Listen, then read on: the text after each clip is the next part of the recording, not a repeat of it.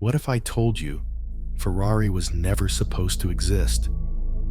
The man who built it, Enzo Ferrari, should have been forgotten. He wasn't supposed to make it. No money, no connections, nothing but a dream and the will to suffer for it. The world slammed the door in his face, so he kicked it down. He built cars so fast they terrified the men who drove them. Some never made it back. Others became legends. But Ferrari never stopped. Because Enzo never stopped. This wasn't business for him. It wasn't about money. It was personal. Every victory was a war won. Every loss was a scar he carried for life. The greatest drivers in the world came to him, knowing his cars would push them beyond their limits. Some paid the price with their lives. Ferrari kept moving forward, because it had to. Enzo made enemies everywhere he went. Rivals tried to destroy him. He lost friends. He lost family. He was betrayed. But the man never let go of his dream. Because in his world, you either move forward or you get left behind. And this is where our story begins. It was Saturday, 8 p.m., a cloudy day.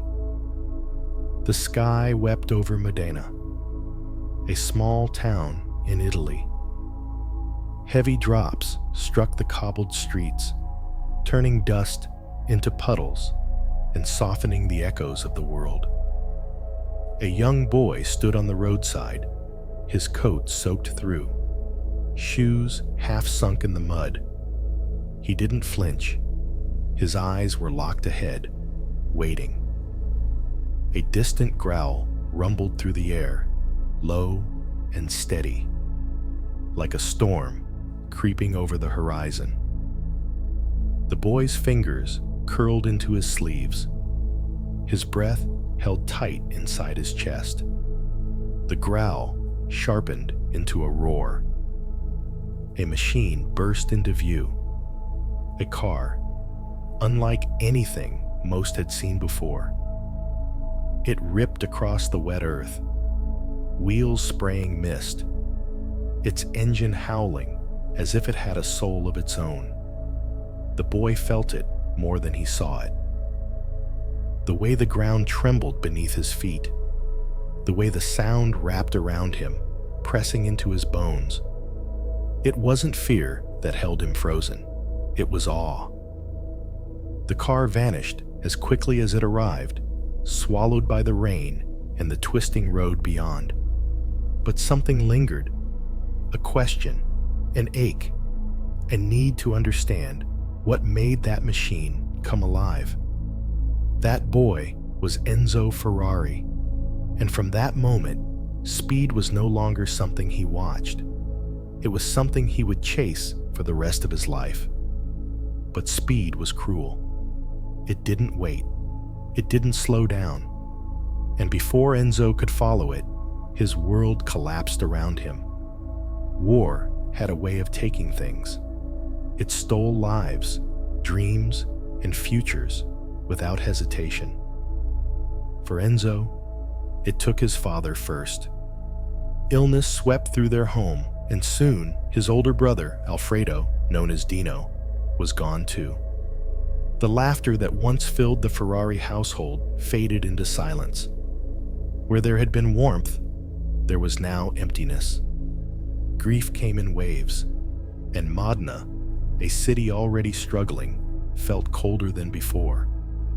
Factories shut their doors. Work disappeared.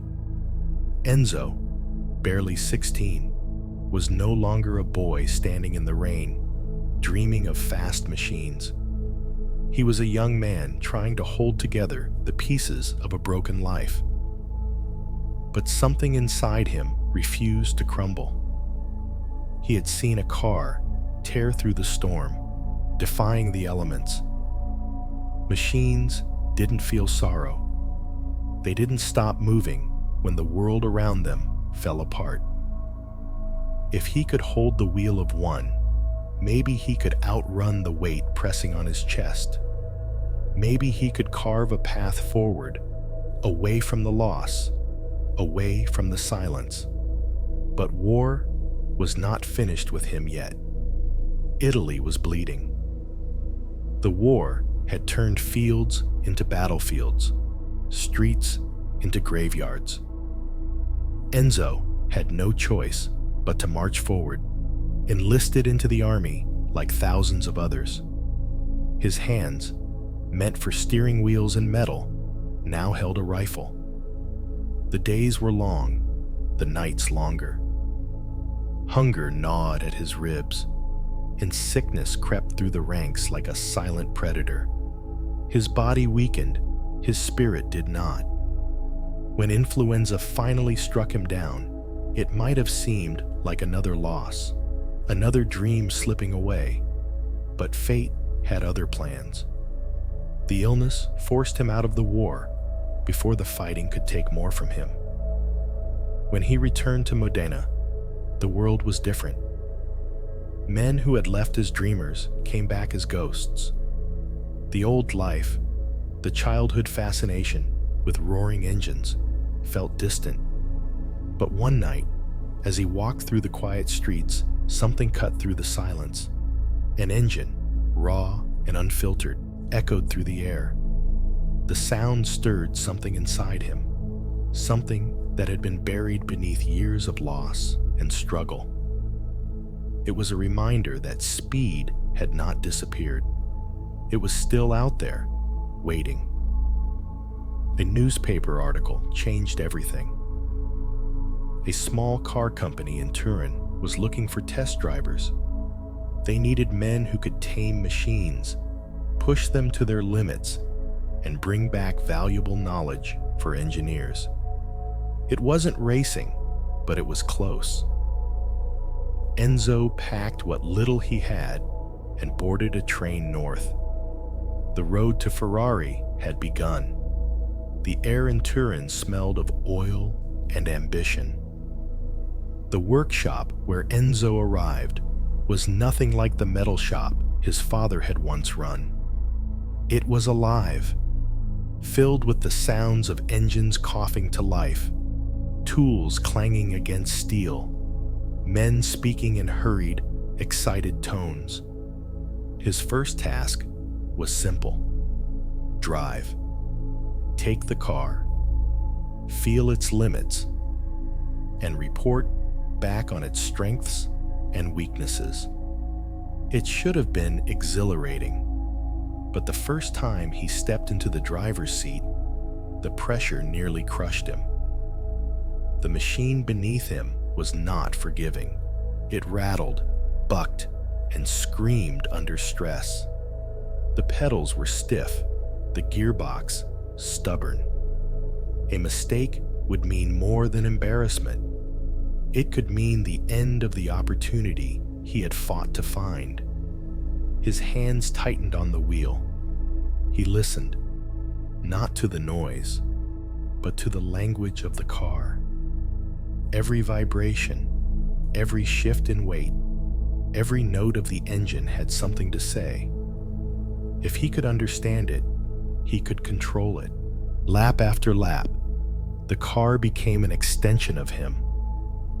By the time he pulled back into the workshop, sweat clung to his skin, but a small, knowing smile crept onto his face. He hadn't mastered it yet, but he would. Word of his skill began to spread. He wasn't the fastest driver in Turin, not yet, but there was something about the way he handled a car, something precise, something calculated. Alfa Romeo was watching, and soon they would come knocking. Machines had their own language, and Enzo was fluent. Every car he tested told him something: how it wanted to be driven, how it fought against the road, how it begged to go faster. Others noticed. His name, once unknown in the world of motorsport, began to find its way into the right conversations. Alfa Romeo had built its reputation on speed. Their cars were elegant yet aggressive, engineered for the relentless pursuit of victory. But machines alone did not win races. They needed drivers who understood the rhythm of the track, men who could balance instinct with precision. Enzo was invited to Milan. The letter in his hands carried more weight than paper should. Inside the Alfa Romeo factory, he found himself surrounded by a new kind of energy, a hunger, an obsession. Engineers spoke in numbers and equations, chasing perfection in every bolt, every curve of metal. Drivers, already legends in their own right, measured themselves not in trophies, but in milliseconds shaved from lap times. He was an outsider, an unknown, but not for long. His first races for Alfa Romeo were not about winning. They were about proving he belonged. Every turn, every downshift, every calculated risk was a message. He was not here to participate. He was here to stay. Victories didn't come immediately. The cars were powerful but unpredictable, their limits difficult to find without stepping dangerously close to disaster. Enzo studied them, felt them, learned their moods like an artist learning brushstrokes. When the first win finally arrived, it wasn't a moment of celebration. It was a moment of confirmation. Alfa Romeo had found a driver, but Enzo Ferrari had found something more, a glimpse of the future, a vision of what could be built if he were the one making the decisions. For now, he raced under another name. But in his mind, a different badge was already beginning to take shape. Speed was a game of inches, and Enzo had learned how to play. The roar of the Alfa Romeo beneath him, the wind pressing against his face, the blur of the track stretching endlessly forward, these had become his world. But racing was more than just the driver. Behind every victory, behind every checkered flag, there were mechanics covered in grease, engineers sketching blueprints, men who never stepped onto the track, but were just as crucial to the battle. Enzo wasn't satisfied with being a driver.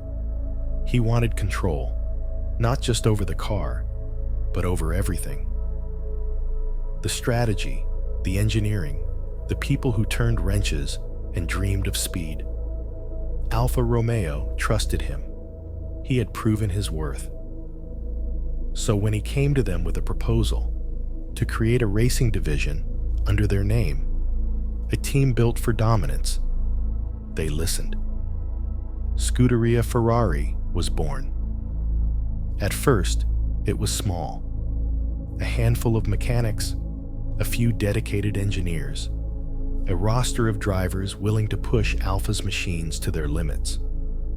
But what they lacked in resources, they made up for in obsession.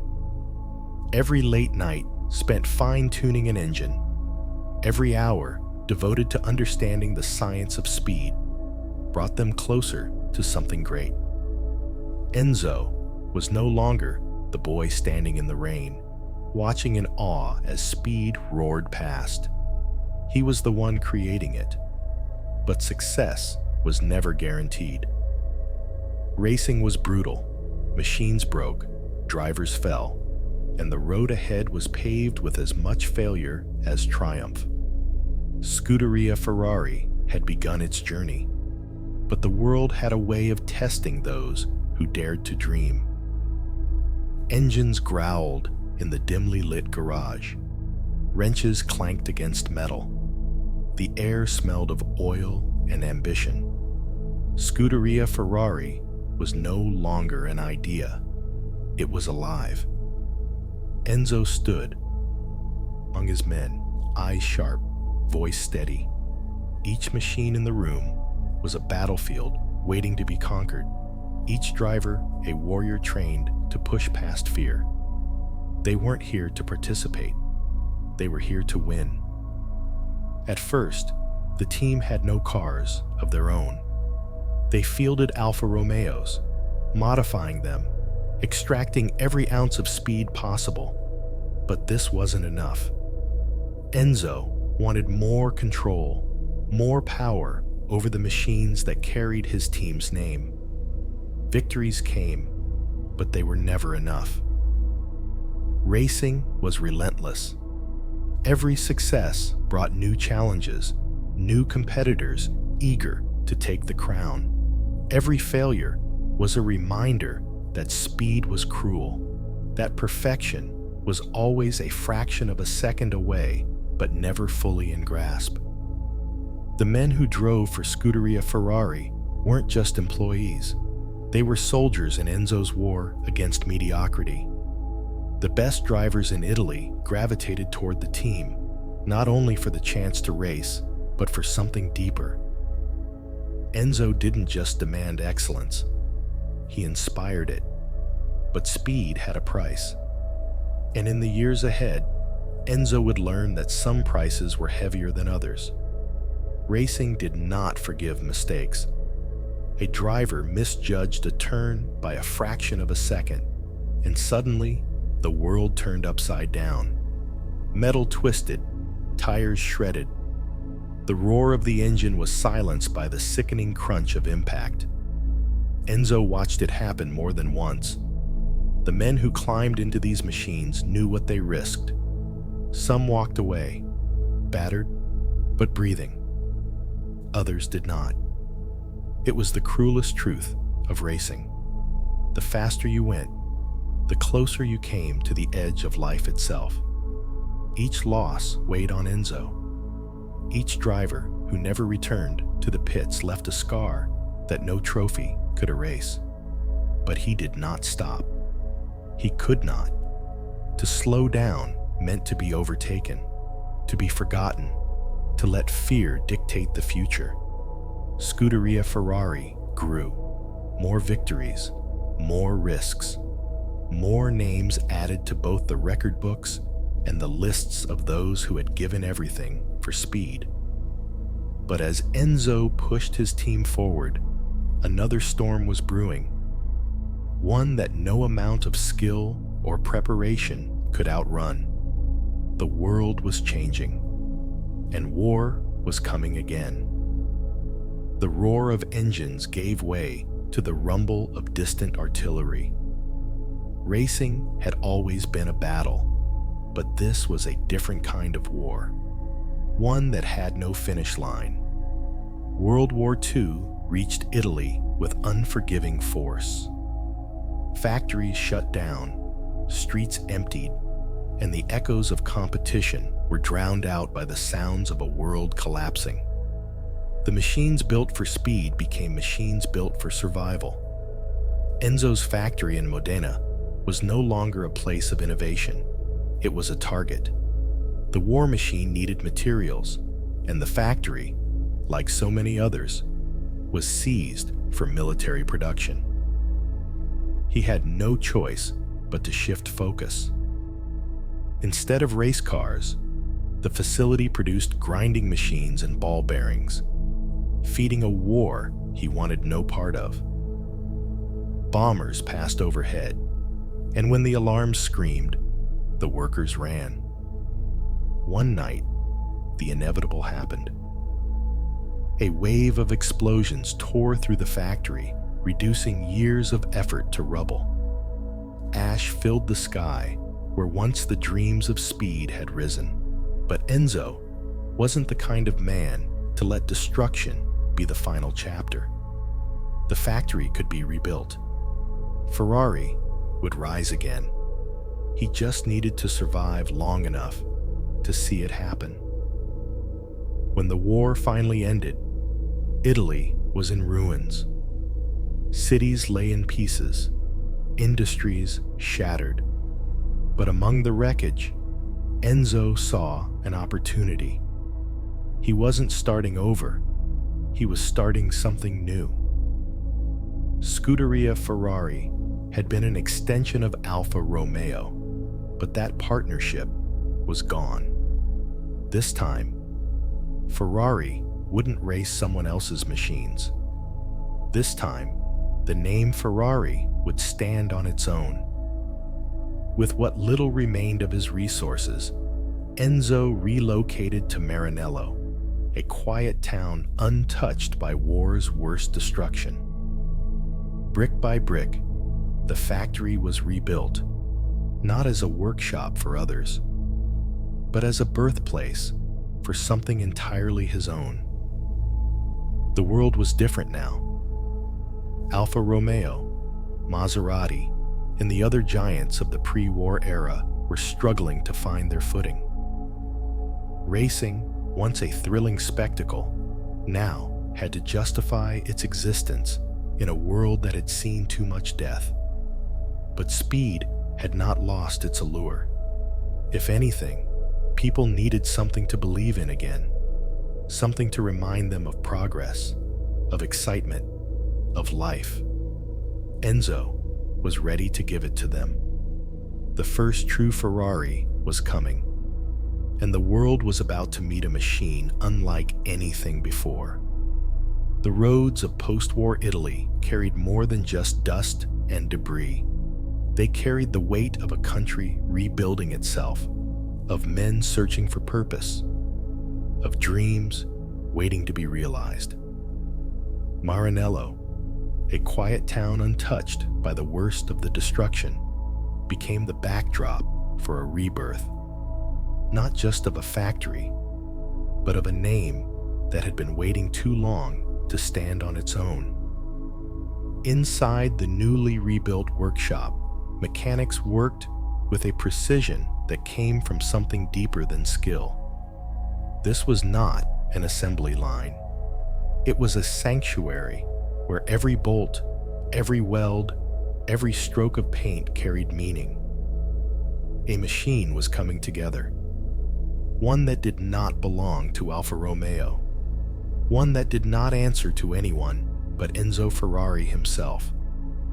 The 125S, its heart was a 12-cylinder engine, an ambitious design for a small, lightweight chassis.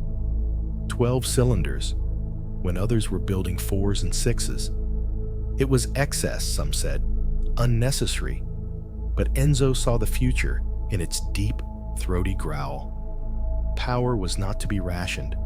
Power was to be harnessed. The car sat low, its aluminum body gleaming under the dim shop lights. It was compact, unrelenting in its pursuit of speed, its very shape whispering the promise of what it could do. But machines were not meant to sit still. This was not a museum piece, not an artifact. It needed to move. It needed to prove itself. And there was only one place to do that. The track. Piacenza, May 11, 1947.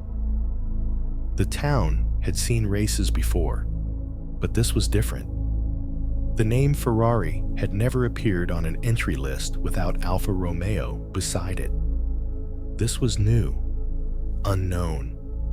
Crowds lined the streets, murmuring as they caught glimpses of the sleek red machine waiting on the grid. Some were skeptical, others were simply curious. And a few, the ones who had followed Enzo's career closely, watched with quiet understanding. This was more than a race. Enzo stood at the edge of the pit lane, arms crossed, his face betraying nothing. He was not behind the wheel. His racing days were over, but this was still his battle, and this machine was his soldier. The engine roared to life, drowning out everything else.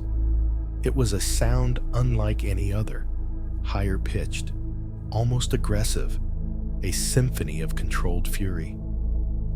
The flag dropped. The car leapt forward, devouring the road. It moved as if it belonged there, pulling ahead of its rivals with an ease that made even the most hardened spectators lean forward. It was fast, unquestionably fast. For lap after lap, The 125S held its lead, carving through corners, accelerating down straights with a confidence that suggested this was not its first time in battle. It was everything Enzo had envisioned, his dream made real. A machine that did not follow in anyone's footsteps, but instead set its own course. Victory was close. Just a few more turns. And then, silence. The engine coughed once. A hesitation, a stutter, and then nothing. The car slowed, rolling to a stop, the scent of burnt oil replacing the roar that had commanded the track moments before. Mechanics rushed to diagnose the failure, but it was too late. The race was lost. Enzo did not move. He did not curse, did not show anger, did not allow disappointment to settle in his bones. He had seen worse. This was not the end. The car had been fast. It had dominated. It had led. It simply hadn't finished. And that could be fixed. Failure was a lesson. The next time Ferrari entered a race, there would be no hesitation, no mechanical failure standing in its way. The next time, Ferrari would win. A failure was nothing if it led to improvement. The 125S had been fast, faster than anything else on the track at Piacenza. That much was undeniable. It had faltered, yes, but not because of lack of speed. The car had fought, had led, had proven its potential. That meant one thing: it could win. The mechanics in Maranello didn't waste time mourning a loss. The engine was dissected, studied, corrected. Every weakness, every hesitation, every point of failure was eliminated. Enzo did not tolerate imperfection, and neither did his machines. The 125S would return, and this time it would not stop until the checkered flag waved. Rome, May 25, 1947. The Circuito di Terme di Caracalla. A new race, but for Ferrari, this was unfinished business. Franco Cortese climbed into the seat, fingers tightening around the steering wheel. He understood what was at stake. A Ferrari had never won before, not as an independent team, not as a name of its own. The race began. The 125S shot forward, smooth and relentless. Each turn, each straight, each downshift, perfect. This time, there was no hesitation. The engine roared, pushing the limits of the car's design. Competitors fell behind, one by one, unable to match the Ferrari's pace. Lap after lap, the lead grew. The ghosts of Piacenza were erased with every passing moment. The final lap came. No failures, no interruptions. The checkered flag waved. Victory. The first Ferrari victory. The pit crew erupted in celebration. The crowd, uncertain at first, now roared its approval. A new name had taken its place among racing legends. And in the distance, Enzo Ferrari stood with the same unreadable expression, watching his creation cross the line. Winning once meant nothing, but it proved that Ferrari could win, and that meant there was no going back. This was only the beginning. Winning a single race was not enough. A name did not become legend overnight. It had to be earned again and again against the best in the harshest conditions. The 125S had proven Ferrari belonged, but belonging was not enough.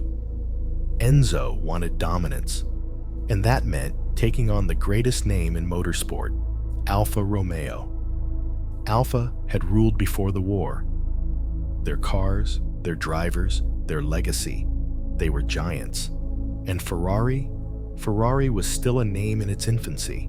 A team with a single victory, a single car, and an ambition that outweighed its experience. The challenge was clear. To be the best, Ferrari had to beat Alfa Romeo. The rivalry was personal. Enzo had once been part of Alfa, had driven for them, had managed their teams. They had been his past, but they would not be his future. Race after race, Ferrari pushed closer. At times, it seemed impossible. Alfa had the resources, the engineering, the history, but Ferrari had something else: hunger. Each defeat became fuel. Each podium, finish another step forward. Each engine failure, another lesson. The gap between Ferrari and Alfa grew smaller, and when the day finally came, when a Ferrari first crossed the line ahead of an Alfa, the world knew. Ferrari was no longer chasing history. It was making it. The first time a Ferrari defeated an Alfa Romeo, it was not just a victory, it was a statement. The apprentice had become the challenger. But in racing, dominance is never granted. It must be seized over and over again until doubt no longer exists. Alfa Romeo did not intend to surrender its throne. Their engineers fought back. Their drivers pushed harder. Their machine, since already among the best in the world, became faster, more refined. They had decades of experience, a legacy built long before Ferrari had even existed. But Ferrari had something Alfa Romeo did not: an obsession that lived within Enzo himself. Every loss sharpened his determination. Every race became a test, a chance to correct mistakes, to find weaknesses, to turn them into strengths. The battles between Ferrari and Alfa Romeo grew fiercer. Wheel to wheel, engines screaming, tires biting into the asphalt. Crowds held their breath as the red cars fought for every inch, every tenth of a second. And then, the moment that changed everything. Ferrari wasn't just winning occasional races anymore. It was winning consistently. The shift was undeniable. Alfa Romeo, once untouchable, was now fighting for survival.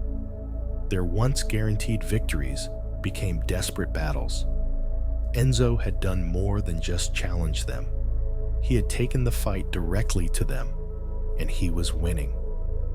Alfa Romeo, the team that had once given Enzo his start, was now struggling to keep up.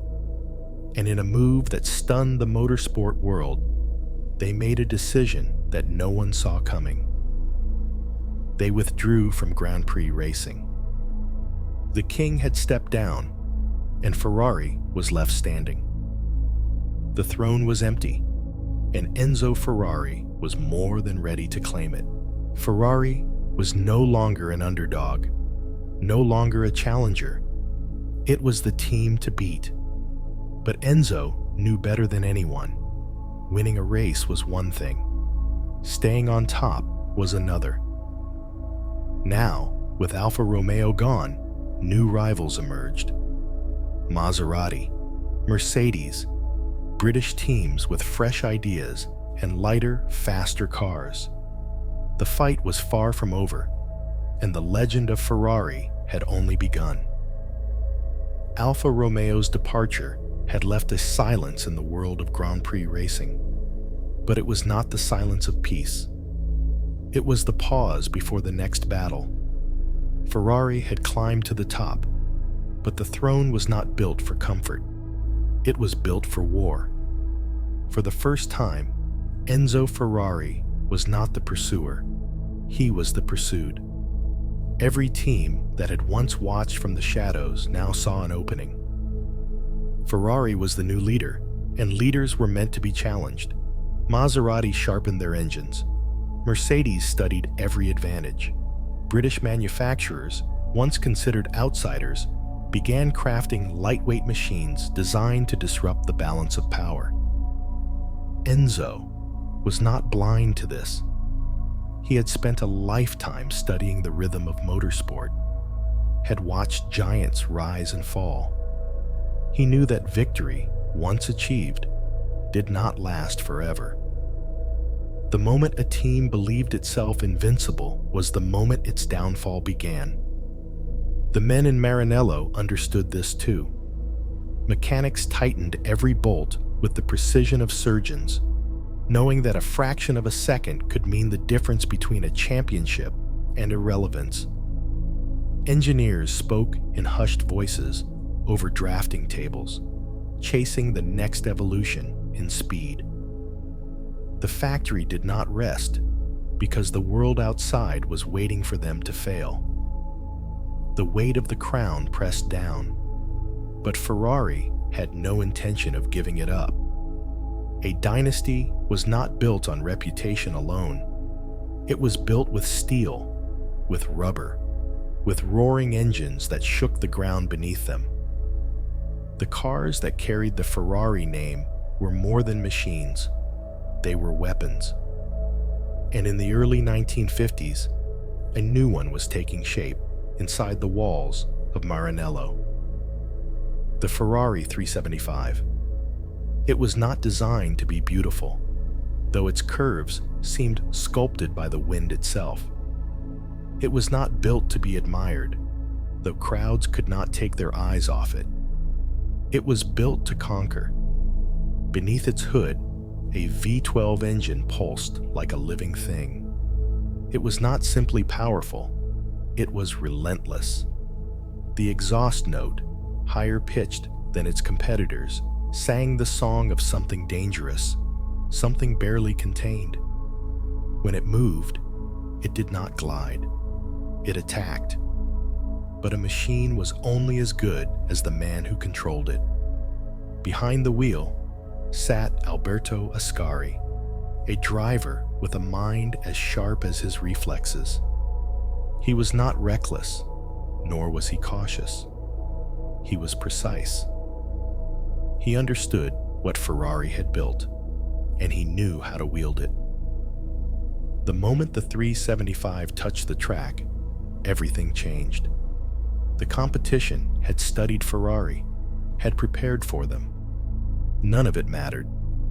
Race after race, Ascari pushed the car beyond what seemed possible. The acceleration was brutal, the handling razor sharp. Rivals tried to match it, but the harder they pushed, the clearer it became. Ferrari was not racing them. Ferrari was racing history itself. Grand Prix after Grand Prix, the 375 crushed expectations. It did not scrape out victories, it devoured them. By the time the season closed, the numbers told the story. Ferrari had arrived, and there was no going back. Ascari stepped out of the car, his suit soaked in sweat, his hands still shaking from the adrenaline. The Ferrari 375 sat behind him, its engine ticking as it cooled. It had done its job. The world of motorsport had changed.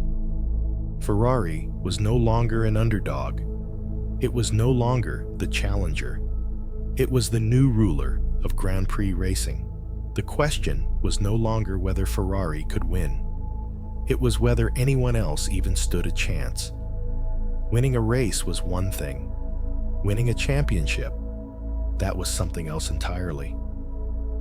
Ferrari had tasted victory, but the ultimate prize still eluded them. In 1951, they had taken the fight to Alfa Romeo and won.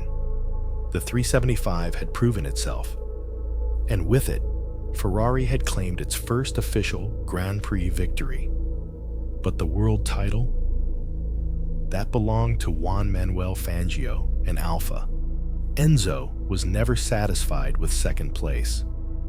Beating Alfa Romeo in a single race had been monumental, but it was not enough. The championship would be the true test, and for that, Ferrari needed more than just a fast car. It needed an unstoppable driver. Alberto Ascari had already shown his brilliance. His father, Antonio Ascari, had been a racing legend himself, but his career had been cut short in a fatal crash in 1925. The shadow of that tragedy loomed over him, but Alberto did not flinch. He carried the weight of his father's legacy, and he carried Ferrari's hopes along with it. The 1952 season arrived. This time, Ferrari had prepared for war.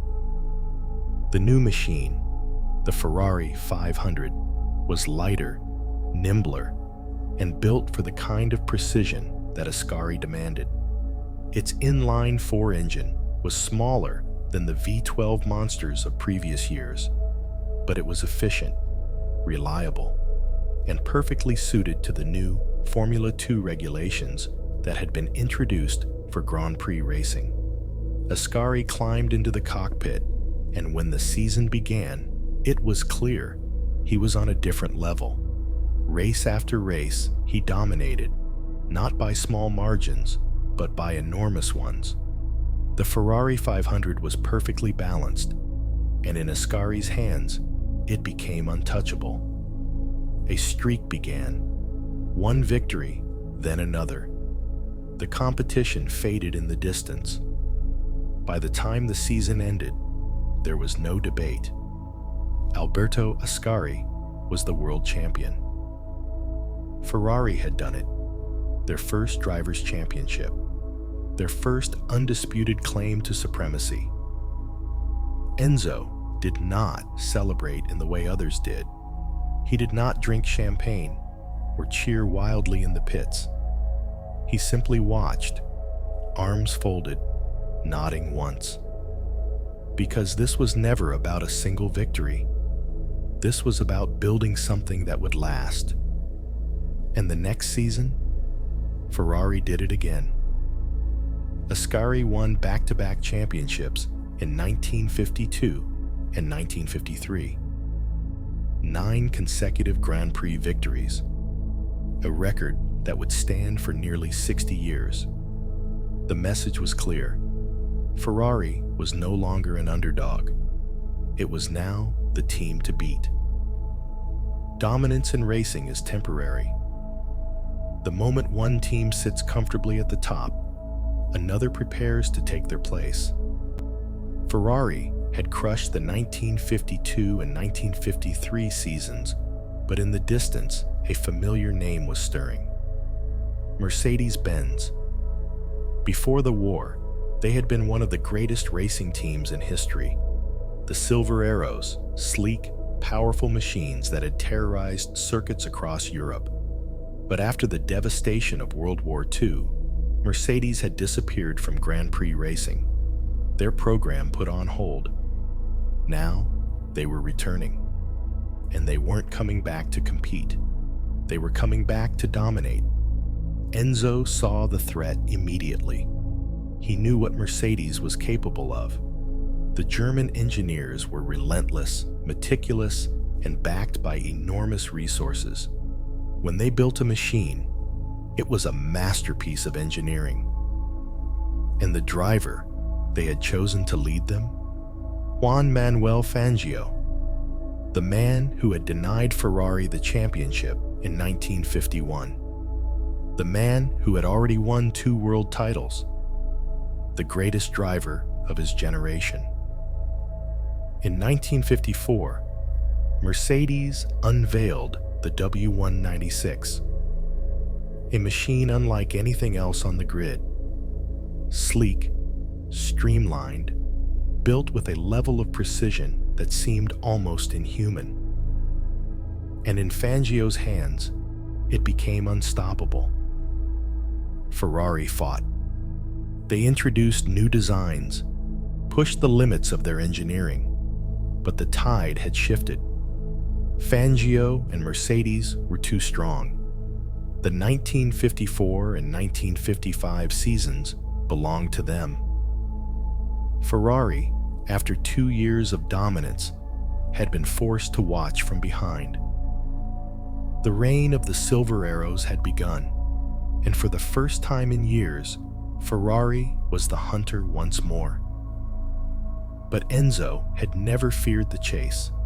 He had built his legacy by pursuing the impossible, by taking on giants and finding a way to bring them down. Mercedes had taken control of Grand Prix racing, but control was never permanent. Every era had an end. The challenge was clear. Ferrari had to evolve. The cars had to be faster, more precise, more resilient.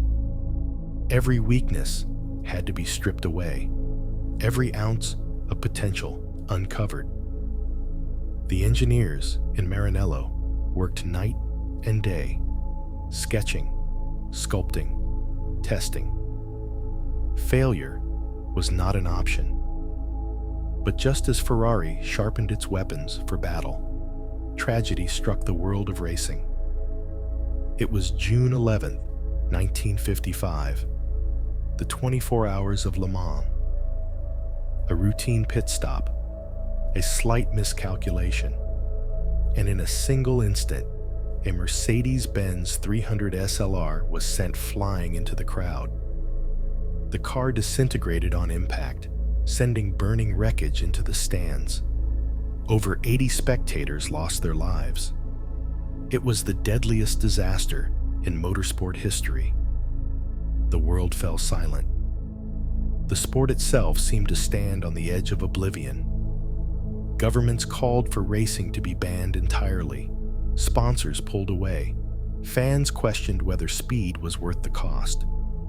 And Mercedes, shaken by the tragedy, did something Ferrari had not expected. They withdrew, completely. Grand Prix racing had lost its most dominant force. The Silver Arrows were gone.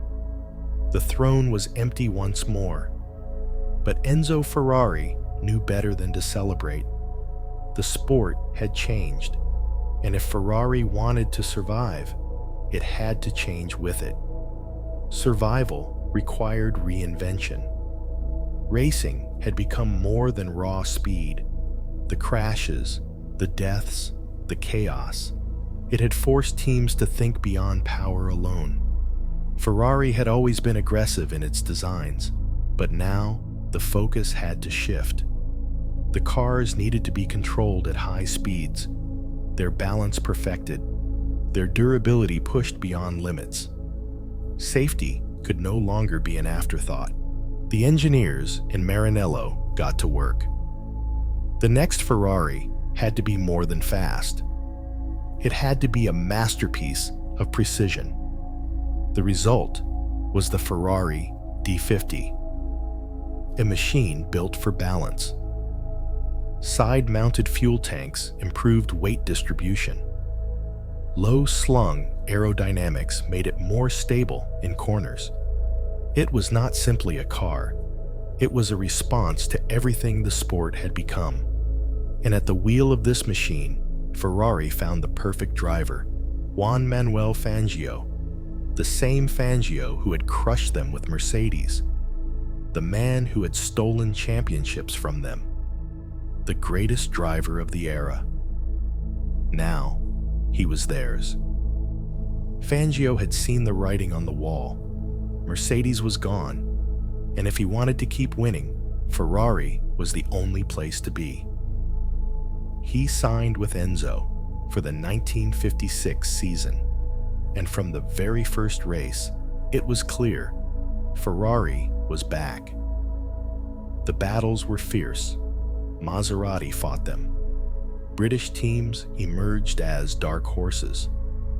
But Fangio, with the D50 under him, was untouchable when it mattered. By the end of the season, Ferrari had won the World Championship again. But Enzo did not rest. He never trusted stability.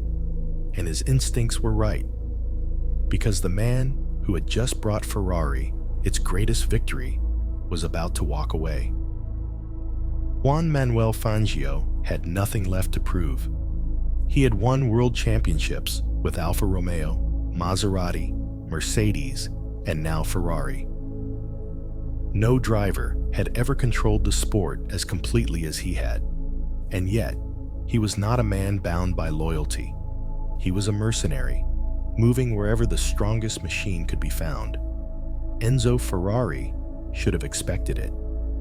He had studied Fangio long enough to know that the Argentine was not like the other drivers who bled for the Scuderia. Fangio did not seek legacy, he sought victory. And in 1957, he returned to Maserati, believing they offered him a better shot at another title. It stung. Ferrari had been abandoned at the peak of its power, left scrambling for a new champion. But if there was one thing Enzo had learned over the years, it was that no man was greater than Ferrari itself. Drivers came and went, but the team endured. The problem was, no one could replace Fangio overnight. His skill, his intelligence behind the wheel, these were things that could not simply be copied. Ferrari had a fast car, but without a leader to wield it, they lost the championship in 1957. Fangio, driving for Maserati, won his fifth and final title that year, cementing himself as the greatest driver of his time. And just as suddenly as he had arrived, he retired. The greatest champion the sport had ever known was gone, and Ferrari, for the first time in years, was left searching for its next hero. Heroes were not Ferrari's only problem. Something was happening in Grand Prix racing, something that threatened everything Ferrari had built. For years, Formula One had been dominated by front-engine monsters, long, elegant machines with enormous power, their engines sitting ahead of the driver, just as they always had. But in the late 1950s, the British teams, Cooper, Lotus, and BRM, were quietly working on something different, a new idea, a revolution. Instead of placing the engine in the front, where weight distribution was uneven and handling suffered, they moved it behind the driver. It was an experiment at first, a strange little design that looked almost laughable next to Ferrari's sleek red machines. But when Jack Brabham won races with his tiny mid-engine Cooper T51, the laughter stopped. The British had found the future, and Ferrari was behind. Enzo did not believe in change for the sake of change. He had built his empire on power and tradition, and to him, a Ferrari with the engine behind the driver was no Ferrari at all. But the results were undeniable. By 1959, Ferrari's front-engine cars were outclassed. Brabham and Cooper took the title, proving that the old ways were dying. And as the 1960 season began, the writing was on the wall. The future had arrived, and Ferrari, if it wanted to survive, would have to embrace it. Embracing the future was never easy. Enzo Ferrari had built his legend on the philosophy that brute strength and raw power would always win. The mid-engine revolution threatened everything he believed in. But Formula One had no patience for nostalgia. By 1960, every top team except Ferrari had adopted mid-engine designs. The old front-engine cars were being left behind, their bulkier frames struggling to keep pace with the new era of lightweight, agile machines. Ferrari resisted. Enzo was stubborn.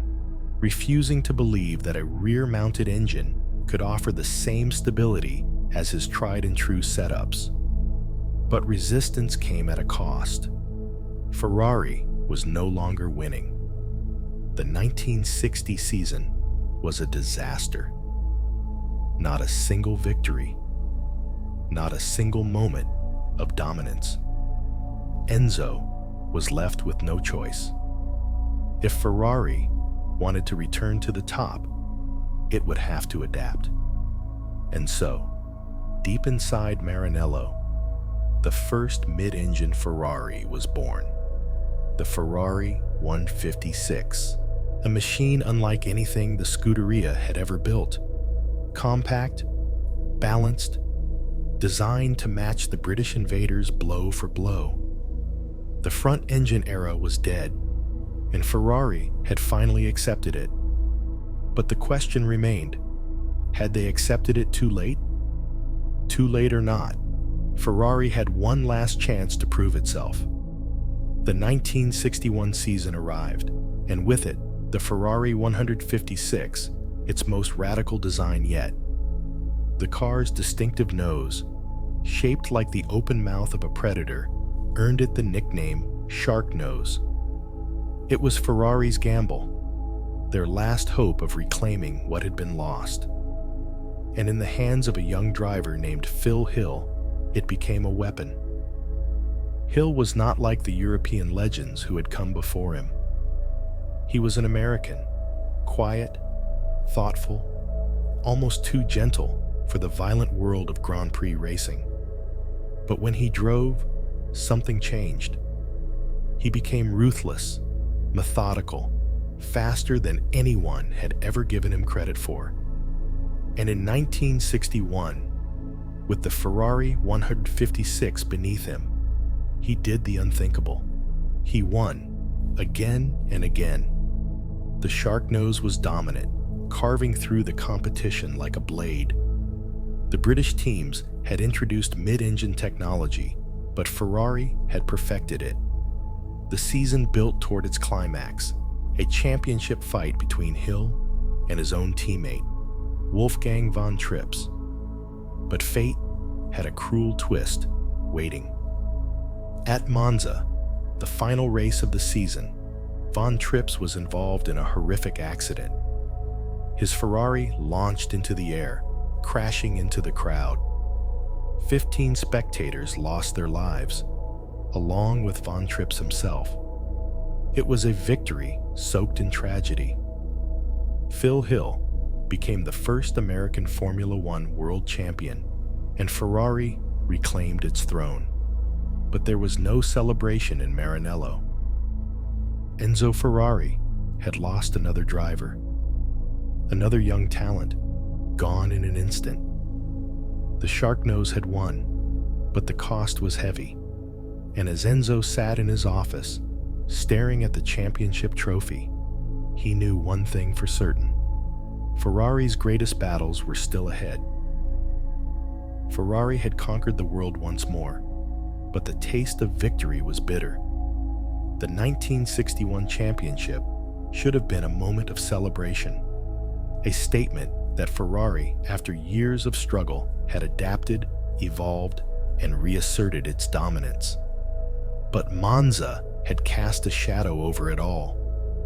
Wolfgang von Trips was gone, along with 15 spectators who had come to witness the beauty of speed and left as victims of its cruelty. Enzo Ferrari, the man who had spent his life chasing victory, found himself haunted by the cost. He had seen death in racing before, but something about this loss lingered. Perhaps it was because von Trips had been so close to becoming champion.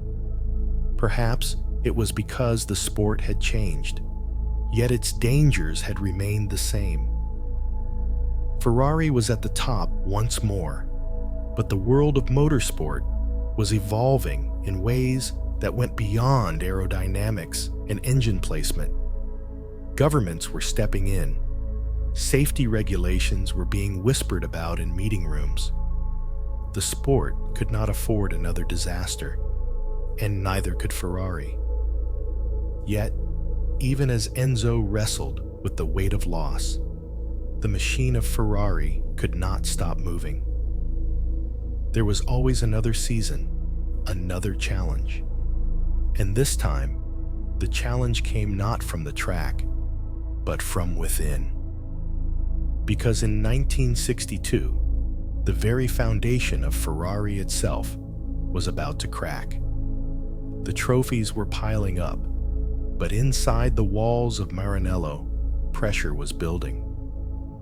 Ferrari had become a giant in motorsport, but with that power came unrest. The men who worked tirelessly to build Ferrari's machines, the engineers, the designers, the mechanics, were growing frustrated. Enzo was a genius, but he was also unrelenting, demanding, and increasingly isolated. His word was final, and questioning it often meant exile. For years, many within the company had bitten their tongues. They respected Enzo, feared him, even admired him. But by 1962, something had changed. The victories of the past year had not brought harmony. Instead, they had exposed deep fractures in the team. The final spark came from an unexpected source: Laura Ferrari, Enzo's wife.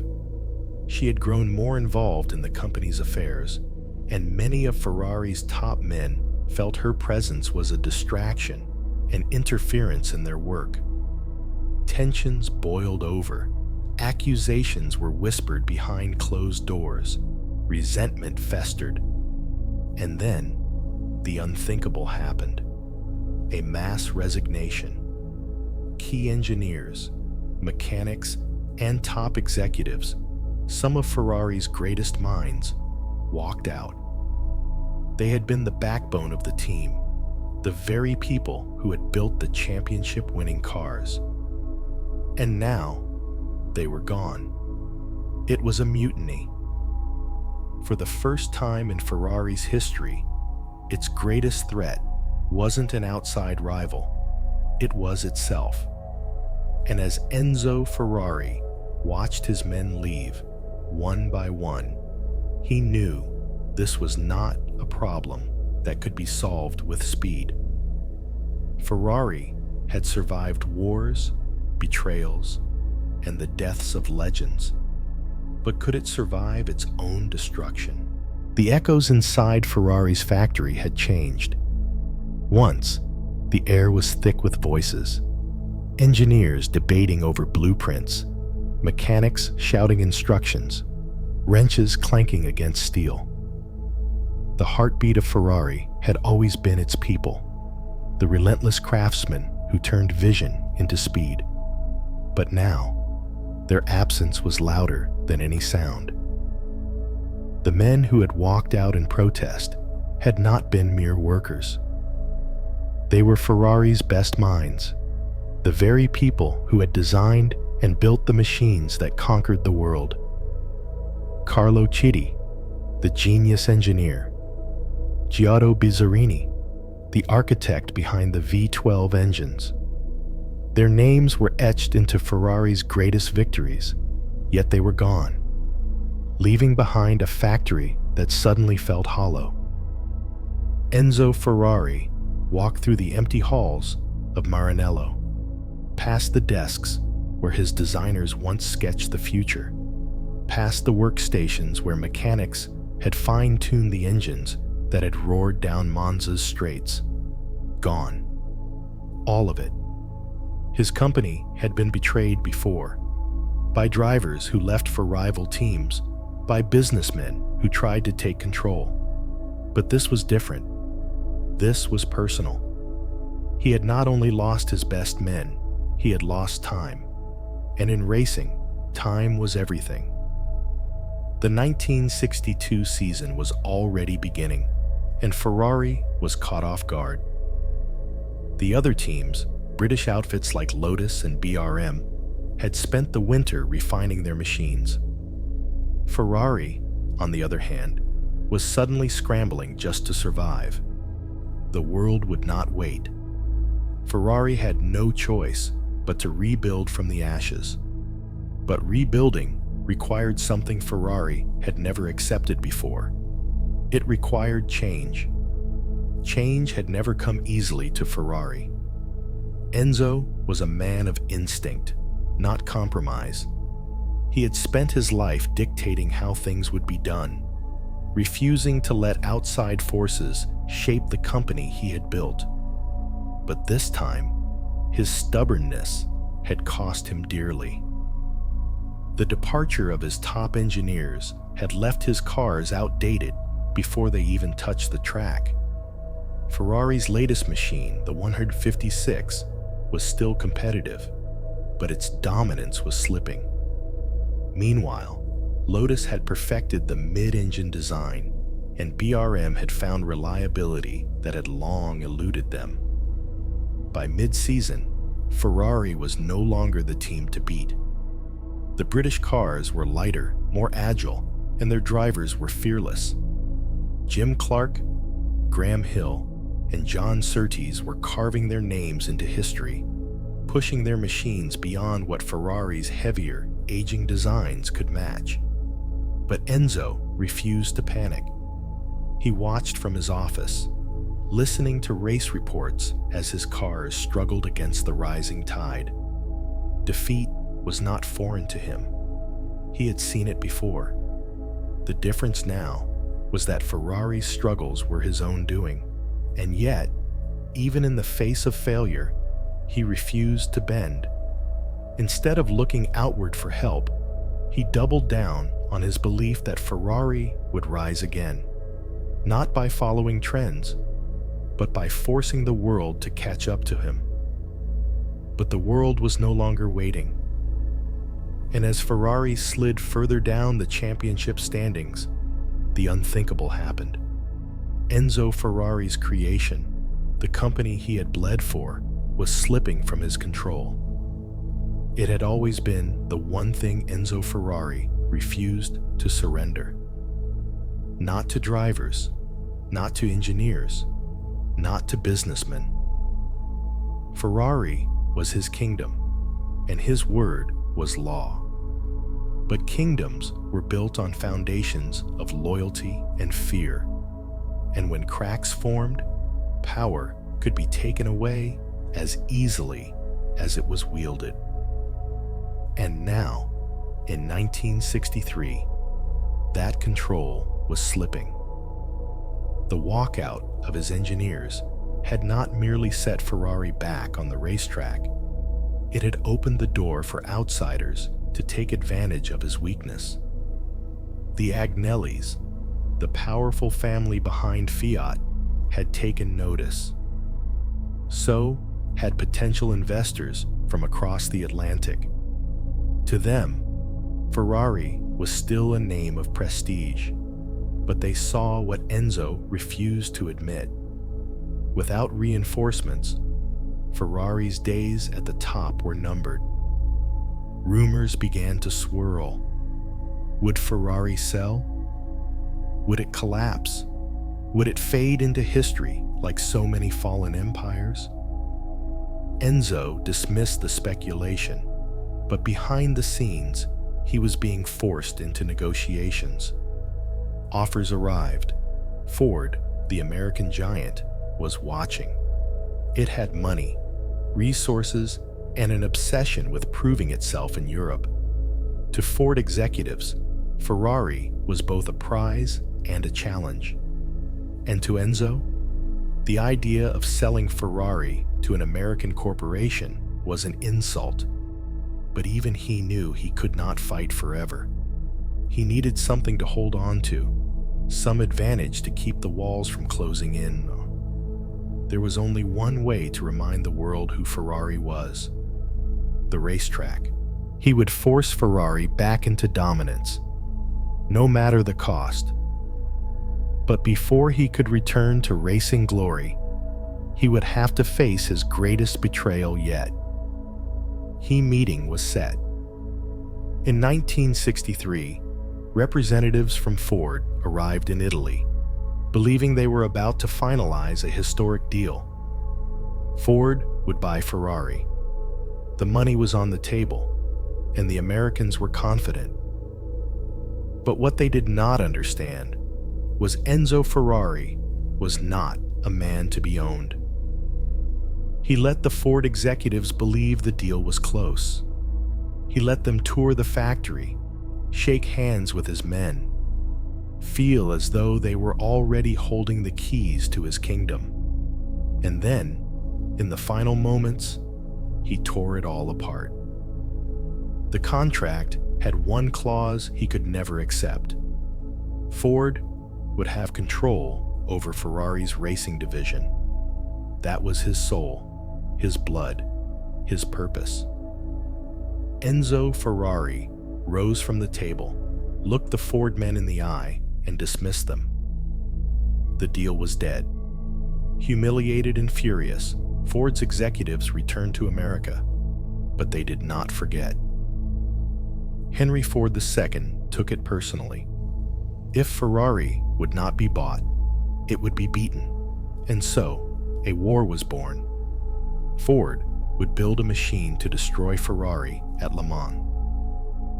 Ferrari had made powerful enemies before, but this was different. This was not just business. This was a vendetta. And in the years to come, the world would watch as Ford and Ferrari collided in one of the greatest battles in racing history. Defiance had always been Enzo Ferrari's way. He had defied Alfa Romeo when they doubted him, defied the engineers who walked out of Maranello, and now he had defied one of the most powerful companies in the world. But Ford was not the kind of enemy that walked away quietly. In Detroit, Henry Ford II was seething. He had come to Italy prepared to buy Ferrari, to fold the legendary name into his empire. Instead, he had been dismissed like a common businessman. It was an insult he could not forgive. Ford didn't want to compete with Ferrari. He wanted to crush it. And so, the command was given: build me a car that will beat Ferrari at Le Mans. Le Mans, the 24-hour battlefield of endurance racing. The one race where Ferrari had reigned supreme for nearly a decade. If Ford wanted revenge, this was where he would take it. Meanwhile, in Maranello, Enzo watched the storm gather. Ford was coming. The whispers had begun. The Americans were hiring top engineers, bringing in minds from across Europe. Money was no object. This was war. Yet Enzo did not panic. He had always known that challenges would come, that rivals would rise. Ferrari had survived before. It would survive again. But survival was not victory. And Ford's assault on Le Mans would not be like any challenge Ferrari had ever faced before. The years leading up to 1966 felt like the ticking of a countdown clock. Ferrari had grown accustomed to winning at Le Mans. From 1960 to 1965, the prancing horse had dominated the legendary race, sending red machines across the finish line as the rest of the world watched in admiration or frustration. Ford, however, was not watching anymore. The American giant had been building, testing, failing, and rebuilding. The first attempt, the GT40 in 1964, was fast but unreliable. Ferrari watched as Ford's cars broke down one by one, unable to handle the brutal endurance test of Le Mans. A victory for Ferrari, but not for long. The following year, Ford returned stronger, faster, angrier. In 1965, the GT40s lined up against Ferrari once more, determined to strike back. Yet, once again, Ferrari's mastery of endurance proved too much. The red cars crossed the finish line first, while Ford's machines sputtered and failed. Another victory. But Enzo did not celebrate, because something was different this time. Ford had learned, adapted. Their mistakes were not weaknesses. They were lessons, and the way they had improved in just a year was unlike anything Ferrari had seen before. The sleeping giant had woken, and 1966 would be the year it struck. The stage was set. In June of 1966, the world turned its eyes to Le Mans. On one side of the battlefield stood Ferrari, the reigning king, the master of endurance, the team that had crushed all challengers for years. On the other, Ford, the vengeful titan, the American powerhouse that had spent millions and poured everything it had into building a machine capable of taking down Ferrari, and this time they had found the answer. The GT40E Mach 2 was unlike anything before it. Faster, stronger, more advanced than its predecessors. More than a car, it was a weapon of revenge. Ferrari brought its best machines, the 330p Thrives, sleek, red assassins built with the precision of Italian craftsmanship. But something was different. The Ferrari camp was not as confident as in previous years. There had been tension, struggles with funding, discontent among the mechanics. The empire was showing cracks, and as the race began, it became clear. Ferrari was no longer the hunter. It was being hunted. Hour after hour, the GT40s pushed Ferrari to the limit. The American machines were not just fast, they were durable, relentless. Ferrari's cars, so often unbeatable in endurance, were suddenly showing weaknesses. Engines overheated, gearboxes failed. One by one, Ferrari's machines began to falter. By dawn, the reality was clear. Ferrari was losing. And by the time the final hours arrived, there were no red cars left to fight. Ford had done the impossible. As the three GT40s crossed the finish line together, history had been rewritten. The empire had fallen. Ford had conquered Le Mans. Enzo Ferrari, the man who had built a dynasty, had suffered his greatest defeat. But this was not the end. This was a wound, and wounds healed. Ferrari would bleed, but it would not die. The newspapers declared it. The photographs showed it. Ford had done what it set out to do: humiliate Ferrari on the grandest stage of all. But Enzo Ferrari did not see it that way. Defeat was painful, yes, but it was also a lesson. Ferrari had been knocked down, but it was not broken. And if history had proven anything, it was that Ferrari never stayed down for long. In the years to come, the prancing horse would rise again. It would face new challenges, new rivals, new battles. The world of racing would change. The technology would evolve. But Ferrari's soul, its relentless pursuit of speed, its defiance in the face of failure, its unwillingness to be forgotten, would remain untouched. Because Ferrari was never just a company. It was an obsession, a legacy, a force of nature, and legacies never fade. They endure. Even in defeat, they endure. Silence filled Maranello. The workshops, once alive with the relentless sound of hammering metal and roaring engines, now carried a different weight. Defeat clung to the air, thick as oil, staining every surface it touched. The 1966 Le Mans loss had wounded Ferrari deeper than any crash ever could.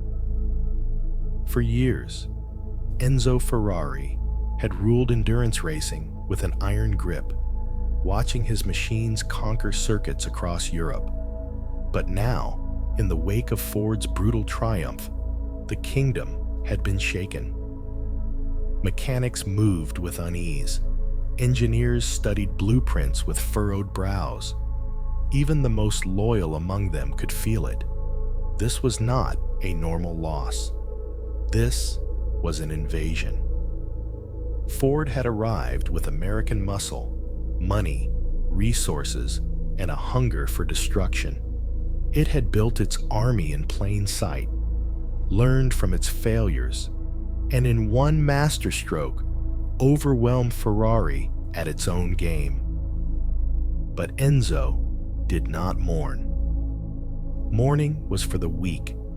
Instead, he studied, he observed, he dissected every moment of the 1966 Le Mans disaster like a surgeon picking apart a broken body. And in that dissection, he found a truth that no headline dared to print. Ferrari had not lost because it was slow. It had lost because it had underestimated its enemy. For the first time in his life, Enzo Ferrari had been caught off guard. That would never happen again. The next year arrived with a storm of red. Ferrari returned to Le Mans in 1967, not as the reigning champion, but as the wounded beast seeking vengeance. The 330p was its weapon, sleeker, stronger, faster than its predecessor. A machine built not only for speed but for endurance. Its 4.0-liter V12 screaming a war cry against Ford's empire. The battle at Daytona in early 1967 had been the first warning shot. Ferrari's machines crossed the finish line first, 3 wide, mirroring Ford's own display of dominance the previous year. It was not just a victory, it was a message. And at Le Mans, that message roared across the Mulsanne Strait. Ferrari fought with everything it had. No mistakes, no mercy. Every driver pushed harder. Every pit stop was executed with ruthless precision. The spirit of Maranello burned brighter than it had in years. For hours, the battle raged. But Ford had not come unprepared. Its GT40 Make 4, now refined and reinforced, matched Ferrari at every turn. Speed for speed, power for power. It was a war of inches, of strategy, of willpower. And in the final hours, Ferrari saw it. Ford's grip was too strong. The GT40 Make of Dan Gurney and AJ Foyt roared across the finish line first. Another loss. Another bitter taste of what it meant to be second. Yet this time, something was different. Ferrari had not been crushed. It had fought. And if Enzo Ferrari had proven anything in his lifetime, it was this. He never stopped fighting. The loss at Le Mans 1967 did not break Ferrari, but it marked something deeper, a shift that even Enzo could not ignore. The world of racing was changing. It was no longer a game played by passionate men in small garages, tuning engines by hand and racing on instinct alone. It had become a battlefield of corporations, a war waged with checkbooks and technology. Ford had proven it. With bottomless resources and a relentless pursuit of victory, the American giant had turned Le Mans into an arms race, where innovation mattered as much as skill. Ferrari, still operating like a family of artisans, was being outgunned. For years, Enzo had resisted outside influence. He had built his empire on passion, not profit. But passion alone was no longer enough. Behind closed doors, discussions grew heavier. Ferrari needed money. Ferrari needed resources.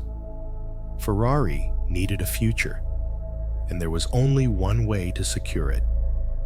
By 1968, whispers began to spread. Ferrari was looking for a partner. Not just any partner, a company that could give it the financial strength to keep fighting, while allowing Enzo to remain the soul of the operation. The name that rose above the rest? Fiat. Enzo Ferrari was not a man who surrendered control. For decades, his name had been synonymous with absolute authority. Every car that bore the prancing horse did so because he allowed it.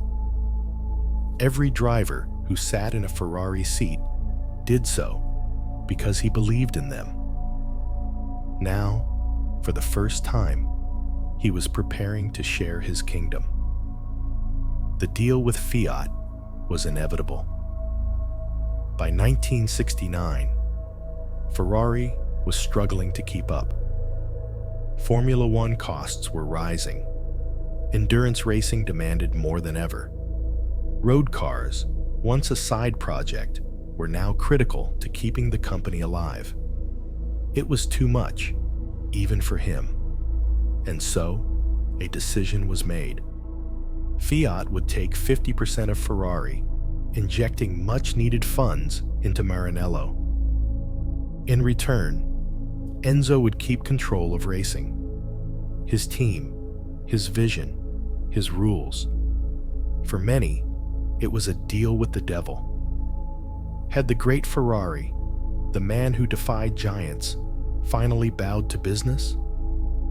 But Enzo knew something they didn't. This wasn't surrender. This was survival. Because if he had learned one thing from Ford's war, it was this: the fight was far from over. The ink had barely dried on the Ferrari-Fiat agreement. But in Maranello, tension coiled like a spring wound too tight. Half of Ferrari now belonged to Fiat, yet the factory floor told a different story. Mechanics still answered to Enzo. Engineers still worked under his watchful gaze. The racing division, his true kingdom, remained untouched. But the walls had started to close in. Fiat's executives weren't content with being silent partners. They had plans, big ones: more road cars, more production, more efficiency. Enzo, who had built Ferrari on gut instinct and raw ambition, hated efficiency. To him, a car was not a mass-produced object. It was a living machine, a soul encased in metal. Numbers and cost-cutting meant nothing if passion was sacrificed along the way. Fiat saw the future in mass production. Ferrari saw it in the next race. It was a marriage built on necessity, but one destined for conflict. And while corporate battles raged in the boardrooms, on the track, another war was about to begin.